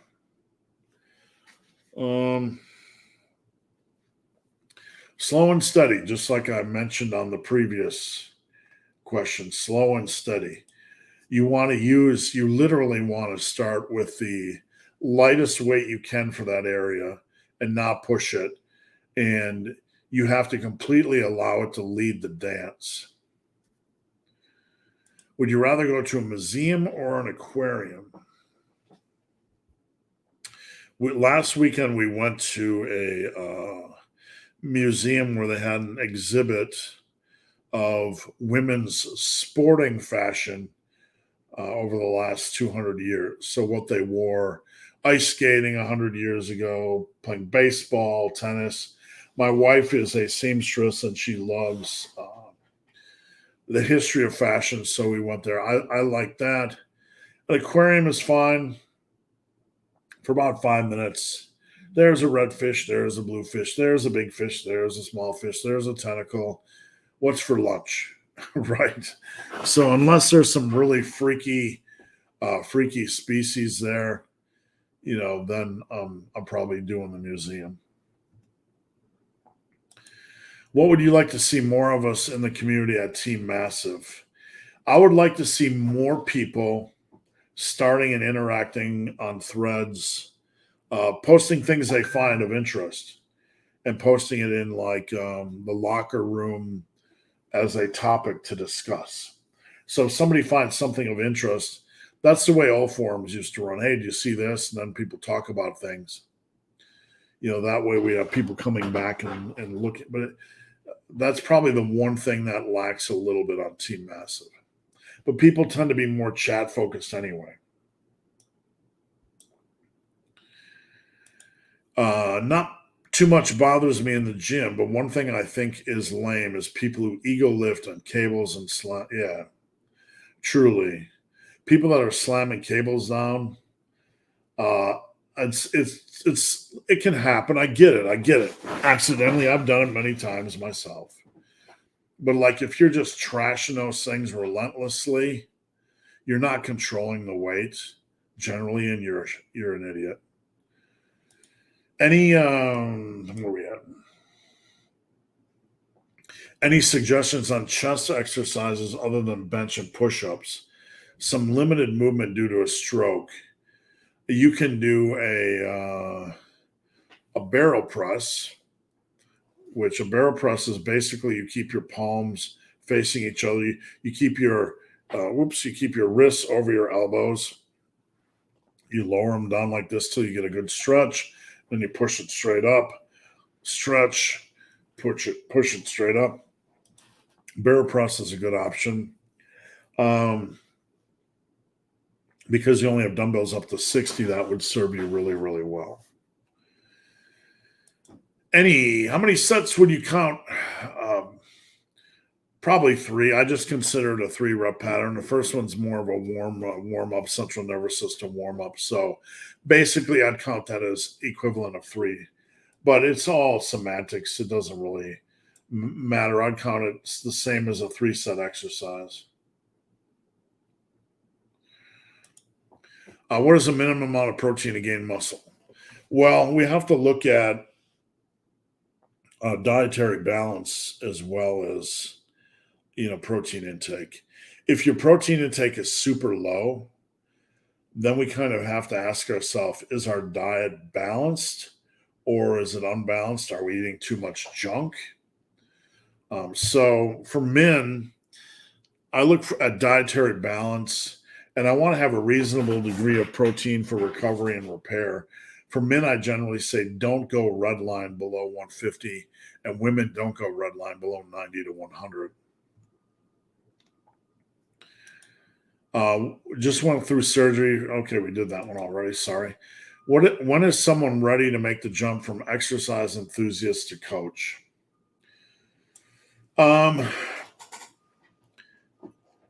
When they feel confident solving problems. Like coaching is all about nuance and solving problems. You need to know your programming so you don't get somebody hurt. You need to know what your passions are. You need to stay within your passion lane. I don't teach people foam rolling techniques or mobility techniques because that's not what I'm good at. I don't pretend it's what I'm good at. So you need to know what you want to coach and what your weaknesses are. If you're not a good form coach, then you still need to find good form coaches that you can provide them good information with. But coaching is a hard thing. A lot of people come to me and want to do online coaching, and it's a hard gig. I've spent 15 years giving out information for free, so it's easy for me because people know me, but I did 15 years of work before I started coaching, or 10 years of work before I started coaching, right? So know what your passions are. Know who you're trying to help, know what your weaknesses are, and know how to put together a reasonably functional program for those that you're trying to help. That's a really, really dumbed down answer, I know, but it's an extremely complicated topic. Greetings from England. If you could train one session with Arnold back in the day, what muscle group would you choose? I know he did chest and back a lot on the same days, I believe. Probably that. Legs, I'm not sure that I'd want a super hard arm or leg workout. I don't really like super hard arm workouts. They bore me a little bit. Probably chest, back, or both. I've had golfer's elbow for about 8 to 10 months. I hadn't gotten any better. You need to use grip support, preferably something like VersaGrip Pros. VersaGrip Pros or Cobra grips allow you to relax your grip a little bit. That's your priority. If something's brutal, an exercise is brutal for you, you can pull back on that a little bit, but it's not going to solve things over the long run. You definitely need to get some grip support because you're overworking the grip. The stiff hips are just in context of sort of ultra flexibility. As long as you have one big hitter in, at minimum, then you're in good shape. Been increasing my bench pretty often, but oddly found that my rep totals versus on lower weights haven't moved much. Is this a strength versus muscular endurance thing?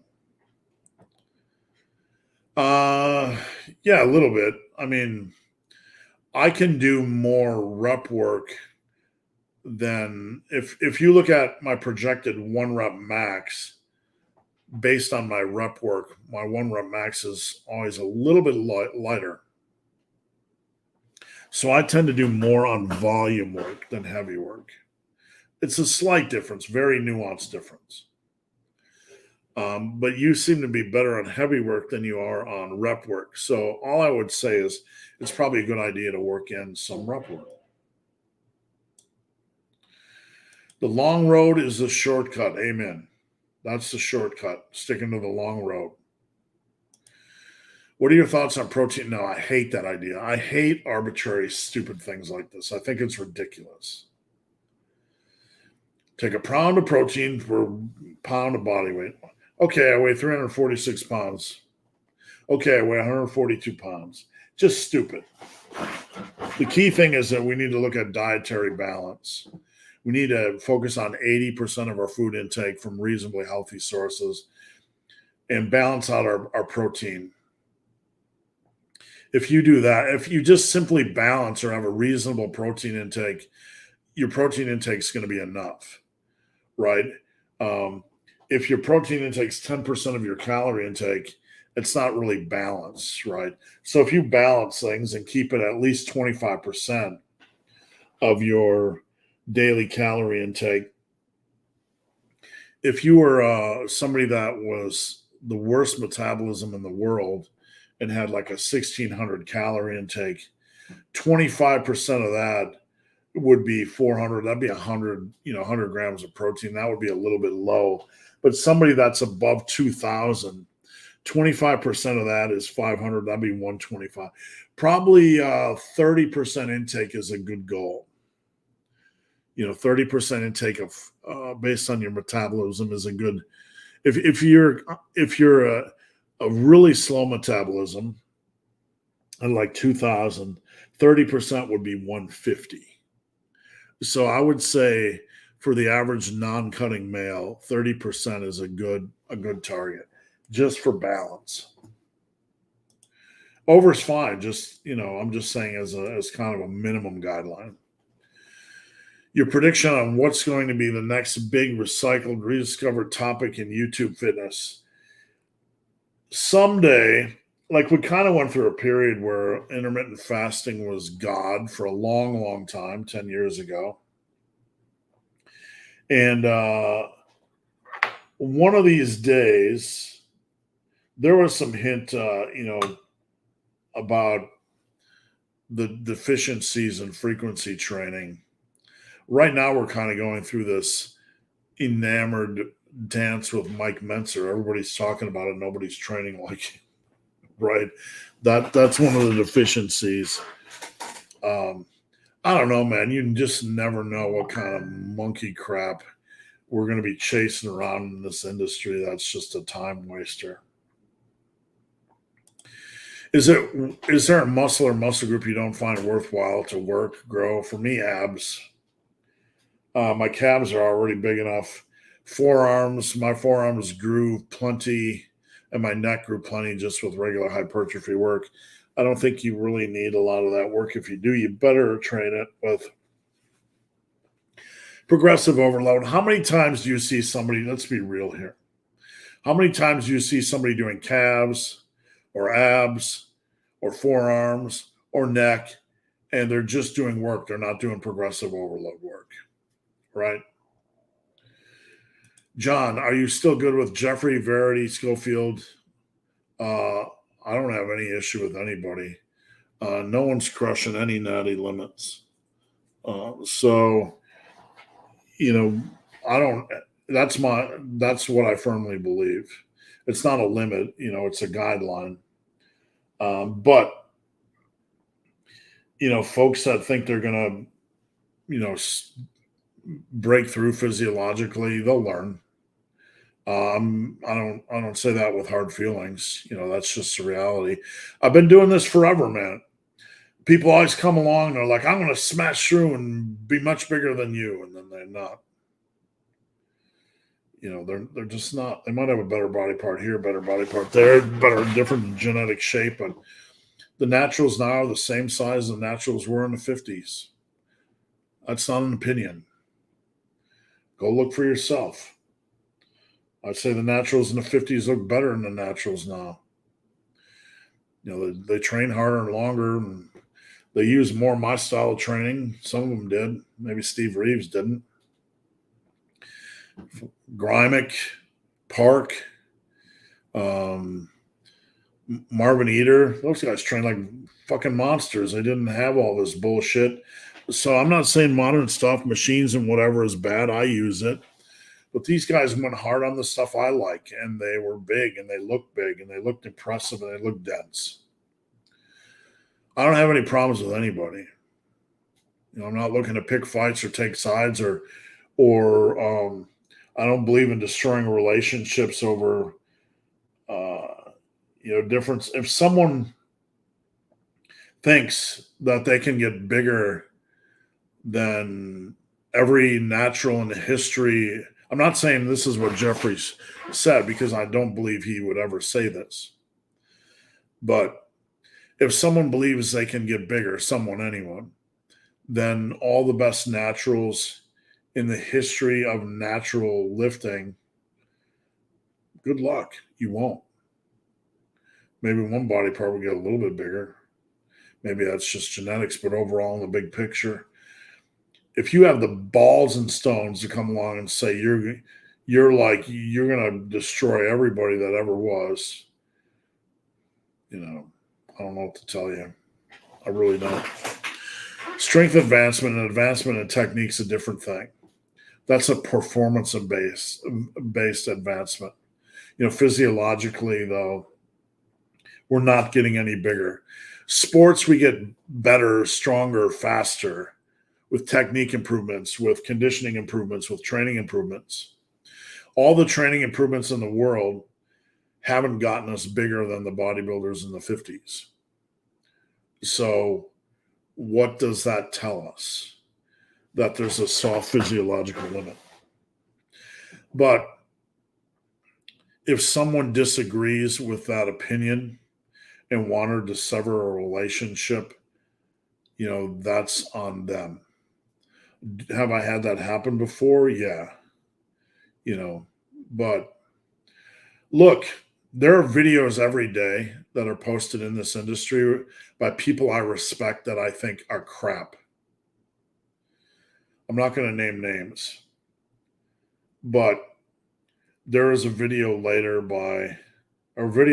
recently by someone that I respect that created problems and then presented solutions. They created problems on a body part and then told you which exercise to train first on a body part to maximize things. I'm like, this is complete bullshit. We don't need to put this exercise first. Like this individual was creating problems and then presenting solutions. You want to know my honest opinion about that stuff? I think it's horse shit. If 99.9999% of every lifter that's ever been successful didn't need to put this lift before that lift to maximize gains, then no one else does, and that's optional in opinion. Creating problems and presenting solutions is disingenuous. So I see videos like that come by. Could I make a video? Why so-and-so has an awful opinion about training body part X. Psh, psh, right? Fists are flying. I'm over that a little bit. I mean, I'm going to speak my opinion, present my philosophies, and you guys can figure out if they're reasonable or not. And we can just kind of go on from there. You guys can, Jeffrey aside, one final word on, natty limits or natural potential. If you believe that knowing that the lifters in the 1950s are as big as the lifters now, that it's unreasonable to say that naturals can only get so big in a general sense and that I'm an idiot, I'm comfortable in the seat I'm sitting in because I've studied it. I've never seen them. I'm good. But what you do is you see guys that are rocketing up, making rapid gains, and they just assume it's going to continue. That's where I was. 1996, I was pushing 120-pound dumbbells, seated overheads for 5 reps. I was benching 430. I was a freaking machine. I felt like a god, and that it would never stop. And you know what? Since 1997, 96, I've gained maybe a pound of muscle. From 2007 to, 2019, my hardest training years, just incredibly hard. Will my strength going up? Yeah, a little bit. Anyway, the Black Lion. Do you have any recommendations on a safety squat bar that won't break the bank? Yeah, there's some really good ones around. I know a lot of people don't like, Titan Fitness, but I've always had decent, decent results, decent enough gym quality. Like, what kind of quality do you need? You know, um, Out of stuff you can have stuff that's passable that'll last you a long, long time. That's what I get from Titan Fitness. I have no affiliation. You can spend a little bit more and get like rogue quality, but you don't want to break the bank. I'd look at Titan Fitness. There's not, I have a lot of equipment from Titan Fitness. Is it the best quality you can get? No. Is it a quality that'll last you for a long time for the average lifter? Absolutely. Currently doing 2 sets of RDLs and 1 bulldozer set of leg curls. Yeah, it should be fine. 3 sets of hammies, that and a smack on the ass to get out of the gym, you should be okay. That's fine. You're doing 1 bulldozer set of leg curls. That's fine. So you're basically doing 5 sets of hamstrings a week equivalent. That's okay. John, would it be a good idea to post a picture of all meals for accountability? Yeah. I mean, no, you can. That wouldn't take up too much server space at all. The only thing I don't want to do is upload videos, because when somebody uploads a couple gigabytes of a video, that starts to eat space really, really quickly. And then we're asking people to download files. All right, guys, we got about 7-8 questions left. Last call. Get your questions up now. Going from 165 to 210 in 2 years without a cut. Do I need to keep an eye on my waistline?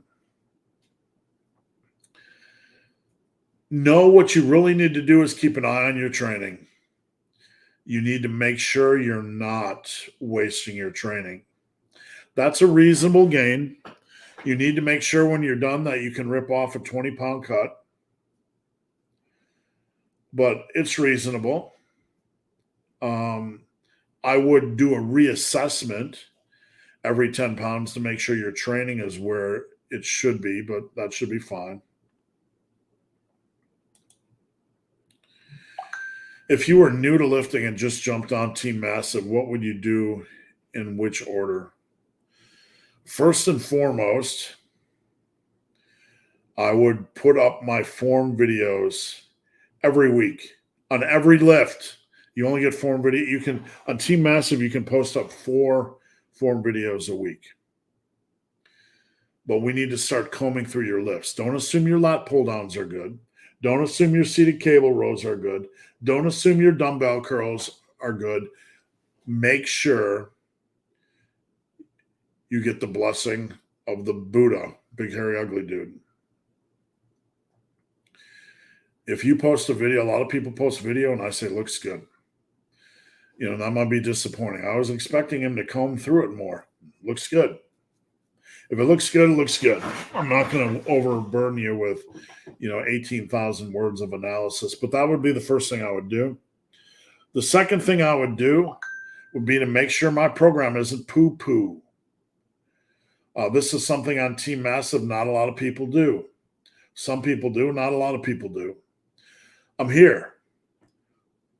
You want me to look at your program? I'll look at it.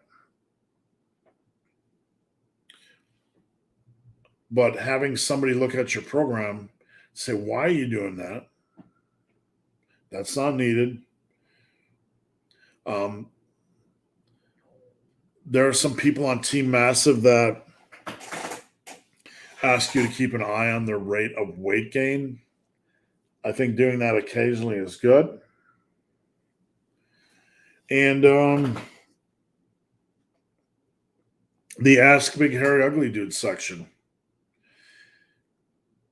If anything frustrates me the most on Team Massive, it's that more people don't use that.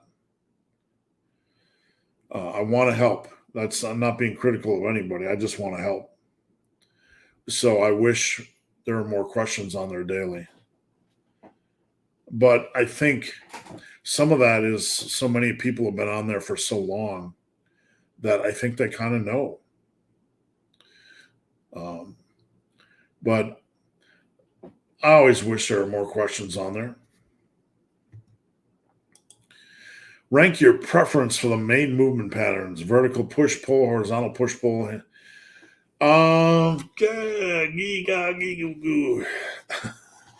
My preference. Wow.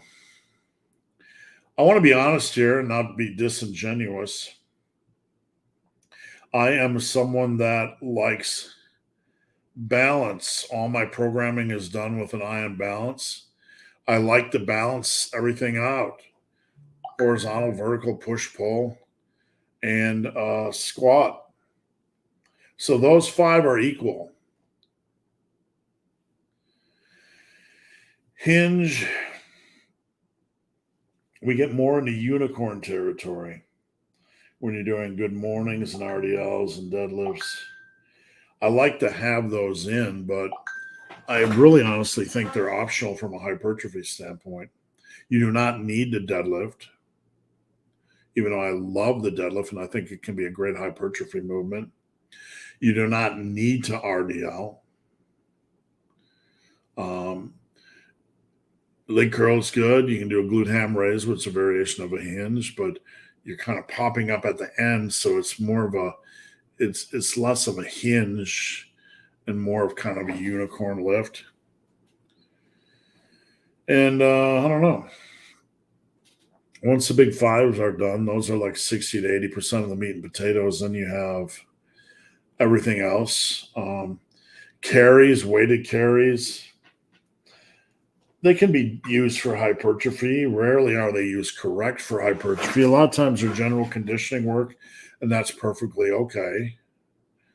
It's okay to do general conditioning work and stuff that, indirectly hits the yoke and whatever. I just don't see a lot of people when they do that stuff use it as efficiently as they could for hypertrophy, if that makes sense. All right, guys, keep the questions coming. We got 55 of you on right now, and I will stay on as long as you guys have questions. 57. We're rolling for 2 hours in. Keep it rolling. Keep the bus rolling. Everybody post up a question now. What's your ORM on dumbbell? 1 rep max on dumbbell bicep curl? 1 rep max? I assume, if that's it, if it's not it, if that's not it. I don't know. I always sucked at curls. I think I got up to 135 pounds for 5 reps on a bicep curl. I don't know. Don't quote me. It's not something I actually remember. I think I got up to 50s or 55s on dumbbell curls. I don't even remember. Those are things I simply just don't have a passion. I like training arms, but I don't like mentally remember the numbers. Does that make sense? Thanks. I think it's because I like the idea of pushing limits on the lower weight, higher reps. He was talking about lower reps and higher reps on specific lifts. If I want to go to the gym 5 days a week, but I like my 4-day body part split, could I just do that on a 6-day cycle? Very nice. Absolutely. Excuse my stupid humor. Absolutely. Or you could add in a 5th-day junk day. I like a 5th-day junk day. You can keep those optional, but Saturday you go and do a little extra arms, you do your rear delts, you do your calves, your abs, your traps, all that stuff that's harder to fit in on the 4-day. So that's one of my favorite options, the cleanup day. But you could also do on a 6-day cycle. Absolutely. The secular sapien. Blow me. He's got blow me in his avatar. I didn't make it up. Don't hate me. Where's Karen? Be loving and open-hearted with my emotions. At 69, I managed with bad shoulders to get my bench up to 200. Nice work. About 20 years ago, prior to that, I was cranking out, boom, big strong. How far can I go now with this? That's the thing. We don't know. I've seen an 84-year-old man benching 365 in a rack in a gym in South Carolina. Was he on TRT? Heck yeah, he was. Still, he's moving mountains. I don't know. I mean, I honestly don't know. Mentally, if you've been there before, you have a high chance of returning. And I would say if you feel physically okay and mentally you've been there before, then there's a really high chance you're going to get there again, or you could get there again. Jack, I appreciate that you don't get involved in stupid drama. Like when you see a video, even by somebody you respect and you don't agree with it, it would be really easy to just be that guy. I would rather address the subjects indirectly. Like, is there a magic exercise selection, or did some other content creator, put one exercise in front of the other and create a problem? I think you can solve problems without starting fights. And I'm sure I've done it in the past before indirectly. I know I've always tried to use some degree of tech, but no one's ever perfect in this realm, right? So, yeah, I don't know. Drama, right? Chessington, Coach Steve, would doing barbell overhead press for shoulders and calisthenics for chest lead to an imbalance? Probably. I have scoliosis, which makes flat benching with a barbell difficult. Can you do dumbbell? Can you do dips? Can you do a barrel press? Can you do a dumbbell press? What we want to ask is, what can we do for chest? Can you find 3 exercises for chest you can do? That's what we want to ask. If I want to look at my program on Team Massive, where do I post it? Post it in Ask BHUD. Just make sure it's in a format where I can read it allegedly.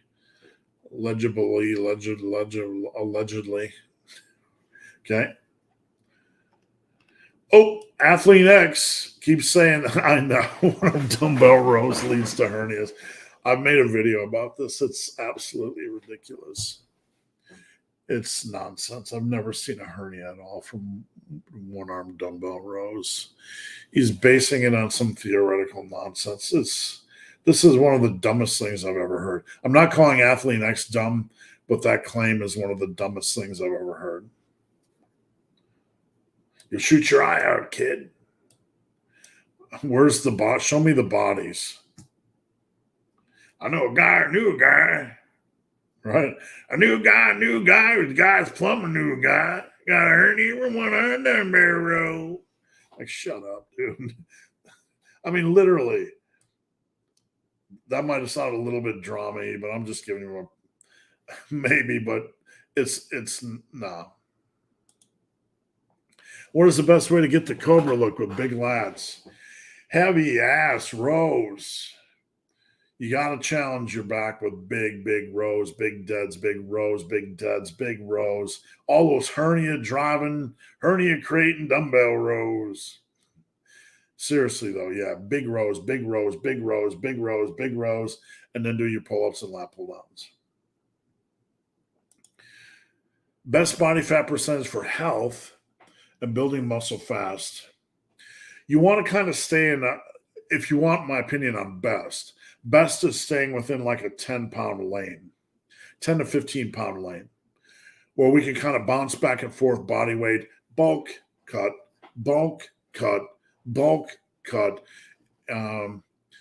going from like 15 to 20, 15 to 20, 15 to 20, 15 to 18, somewhere around that range, 13 to 20, 13 to 18, probably around a 5% body fat range that you feel comfortable with is probably the best lane to stay in. I think you said you're ramping up for running again. What are you hoping to accomplish? I literally just personally want to be to the point where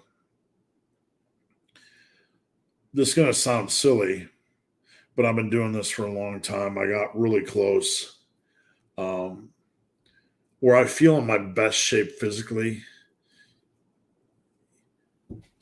from a how I look standpoint, having reasonably solid strength to back that up, and being able to rip off a 50K and not be the slowest runner, to be mid-pack. And part of that's getting my body weight down around 210. What are your thoughts on the Diamondbacks win the World Series? I'm kind of going for Texas here. I have some friends that are in Texas. I don't know. Diamondbacks beat my Brewers. I have no hate towards the Diamondbacks. I don't know. I just kind of rooting for Texas a little bit. All right, guys, last call. We got 3 left. I have a question. Would doing barbell dumbbell curls be better to build massive biceps? All right, here we go. You guys know how this goes. Ready? You guys know how this goes. What would be better? Would be doing barbell dumbbell curls be better to build big biceps than doing easy bar curls as barbell and dumbbell curls supinate the forearms more compared to using an easy bar? What will be better, folks? What would be better? The first one to comment at what would be better, I'm going to give you a free t-shirt. What would be better? Doing barbell dumbbell curls. Would that be better than doing easy bar curls as barbell and dumbbell curls supinating the forearms? Both. Barbell Bryce got it both. All. Barbell Bryce got in first. I'm going to give you a shirt. Hit me up on Team Massive. Everybody else got all the above. Better to do both. Both is always the best answer. Better is always a combination of exercises. So what would be better, doing an easy bar or barbell? Probably both. If you can do them both, do them both. What would be better, doing dumbbell curls or supinating? I don't like non-supinating dumbbell curls. But if you're doing like an incline curl, you can do an incline curl where you're not supinating, and then a standing single arm.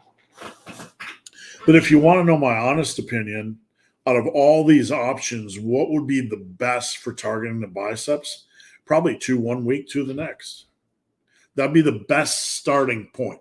That doesn't mean it would be the best ending point, but it would be the best starting point. And thank you for everybody that chimed in. Barbell Bryce just happened to get in first. All right.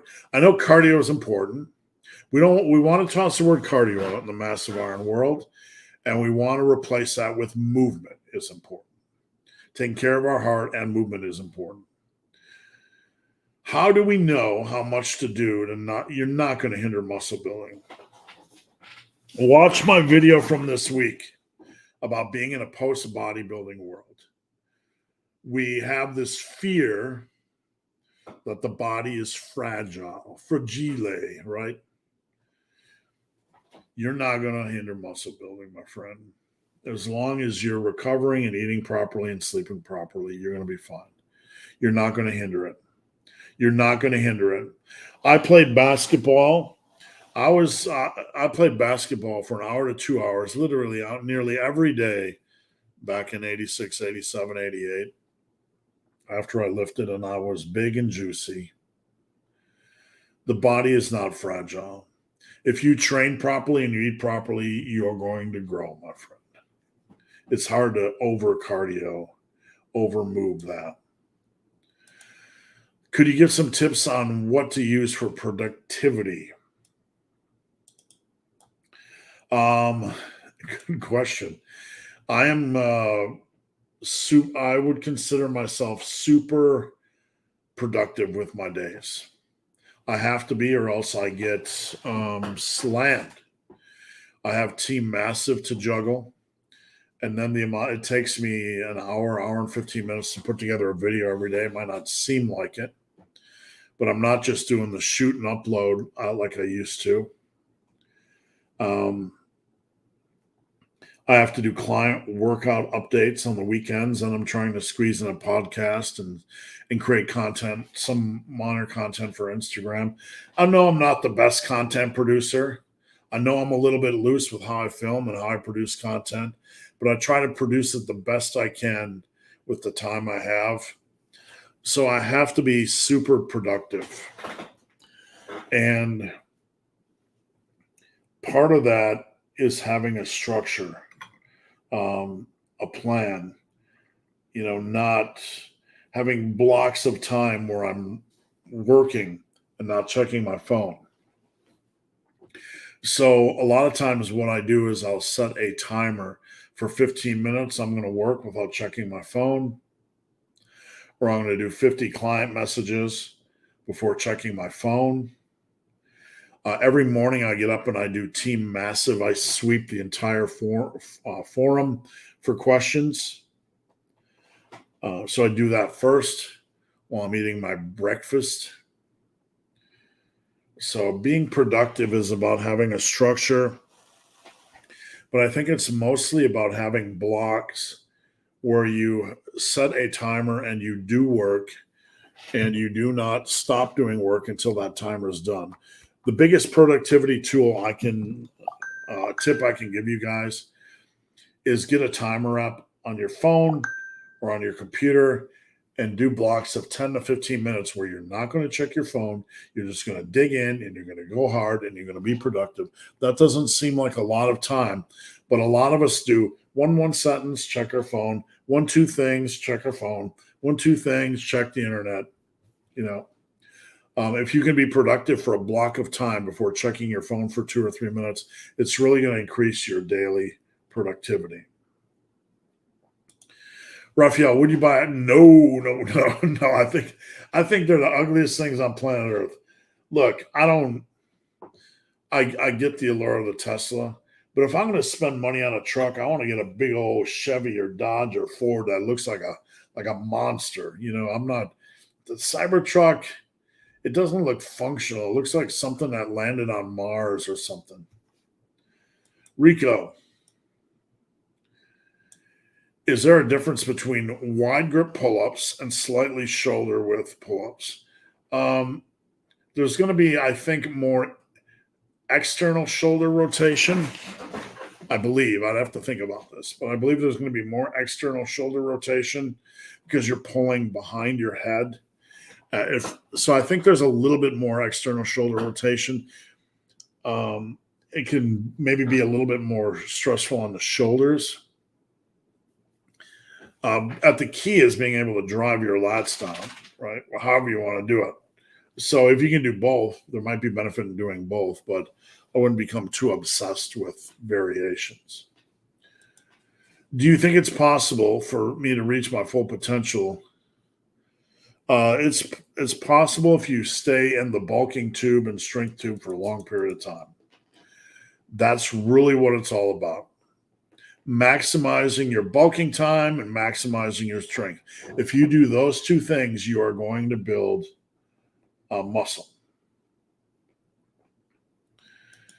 Or do I have to accept them? No, I didn't even get to my strongest till almost 50. 40 is nothing. 40 is nothing. You got 10 great years of lifting. Get after it. Franco once said in an interview that lifting is cardio. An anaerobic, it's good for building your anaerobic capacity. What is the lowest we can go fun versus nutritious food? Well, if you have a 4,000 calorie goal bulking, I would say that as long as you get in 2,750 calories or maybe 2/3 from real foods, you'd be fine. Because at some point you're getting in plenty of nutrients, I would think, micronutrients from 2,500 to 2,700 calories a day. But I don't know. I really don't think we should slip below 70, even if we have a fast metabolism. You're just putting a lot of junk in your body. Can you make an in-depth video that lays out your entire philosophy on power building? Hard, man. Because there's just this is so much information, so much ground to cover. Not a response video, but a longer final form. I think power building, I'm going to be honest with you, Barbell Bros. I think power building is really simple. I don't think it requires a long video. And that's my honest answer. So I hope you can respect it. But I think the problem with power building is that too many people have different definitions. It's a made up word, so there are different definitions. I started using it and continue to use it for the same reason. Natural Hypertrophy makes a video on it. His definition isn't the same as mine. Other guys use it and hate on it, but their definition isn't the same as mine. So what they're slamming isn't what I'm doing. So I think there needs to be awareness that there are multiple definitions. The definition I've been using is something I made up. I actually thought I made up the word power building back around 2006, 2007. It's just a combination word that I liked. And then I realized it had been used before, but I've continued to use my definition. And I think it's very simple. We need to understand there are multiple definitions. It is not, in my world, doing low rep work. There's no low rep work in the massive iron world, unless we're doing a low rep specific type of program, right? More advanced strength program. But here it is very simply. Very simply, you can build muscle and be passionate about muscle building without being passionate about strength, without being passionate about strength on the big lifts.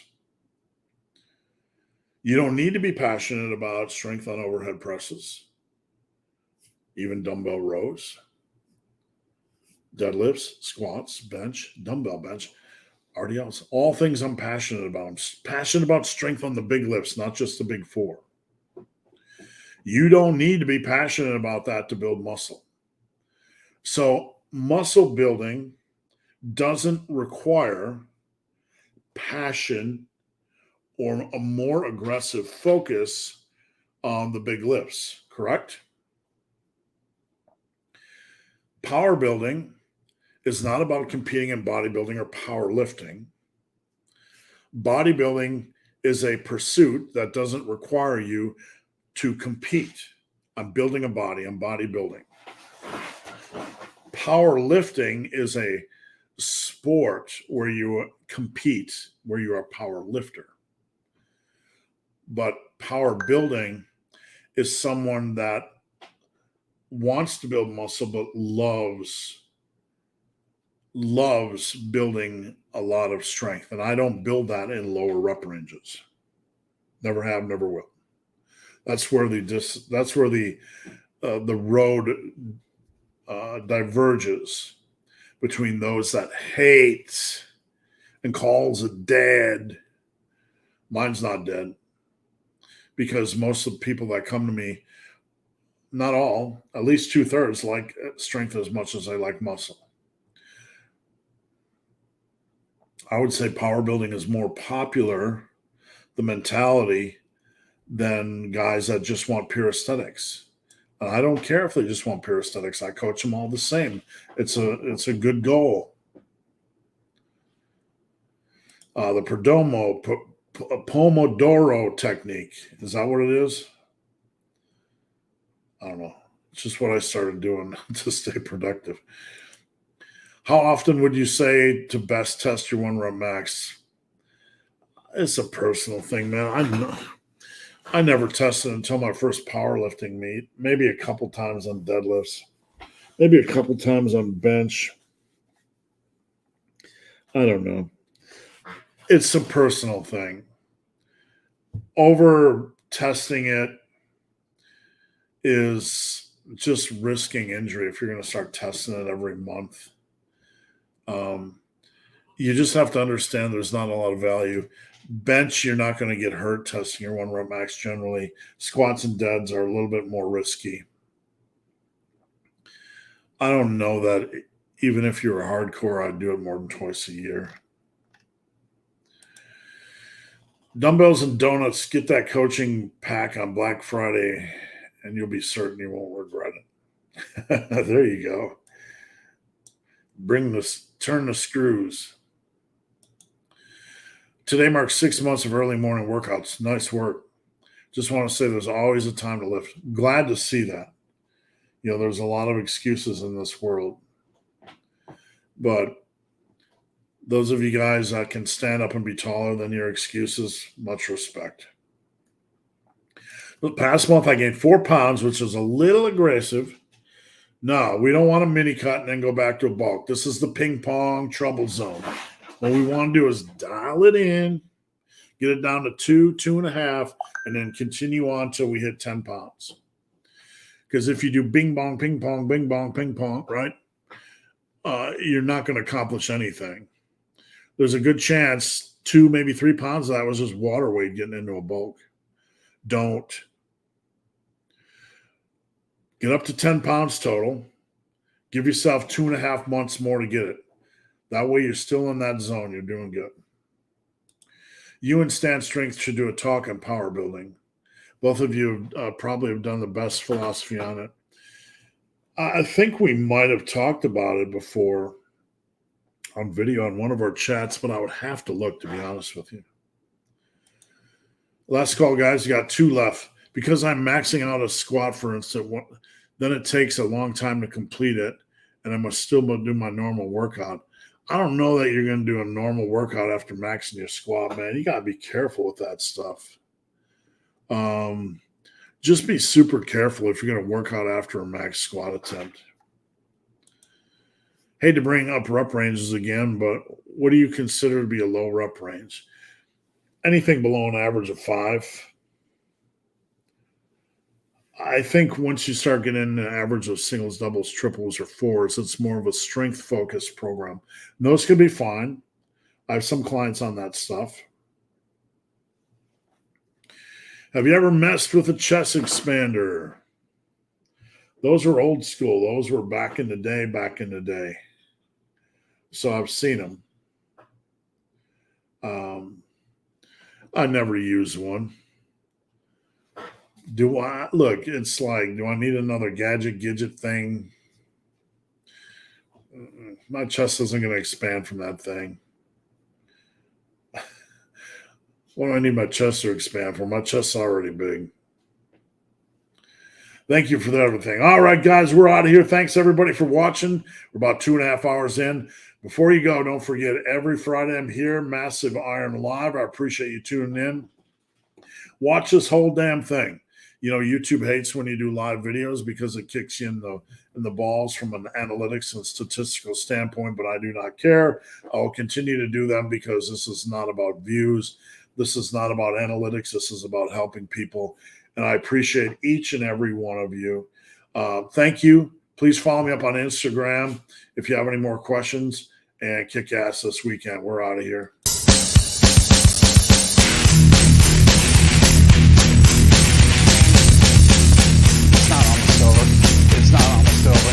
You're not almost there. You're not almost there. You're not almost there. Oh, you got nasty, bro.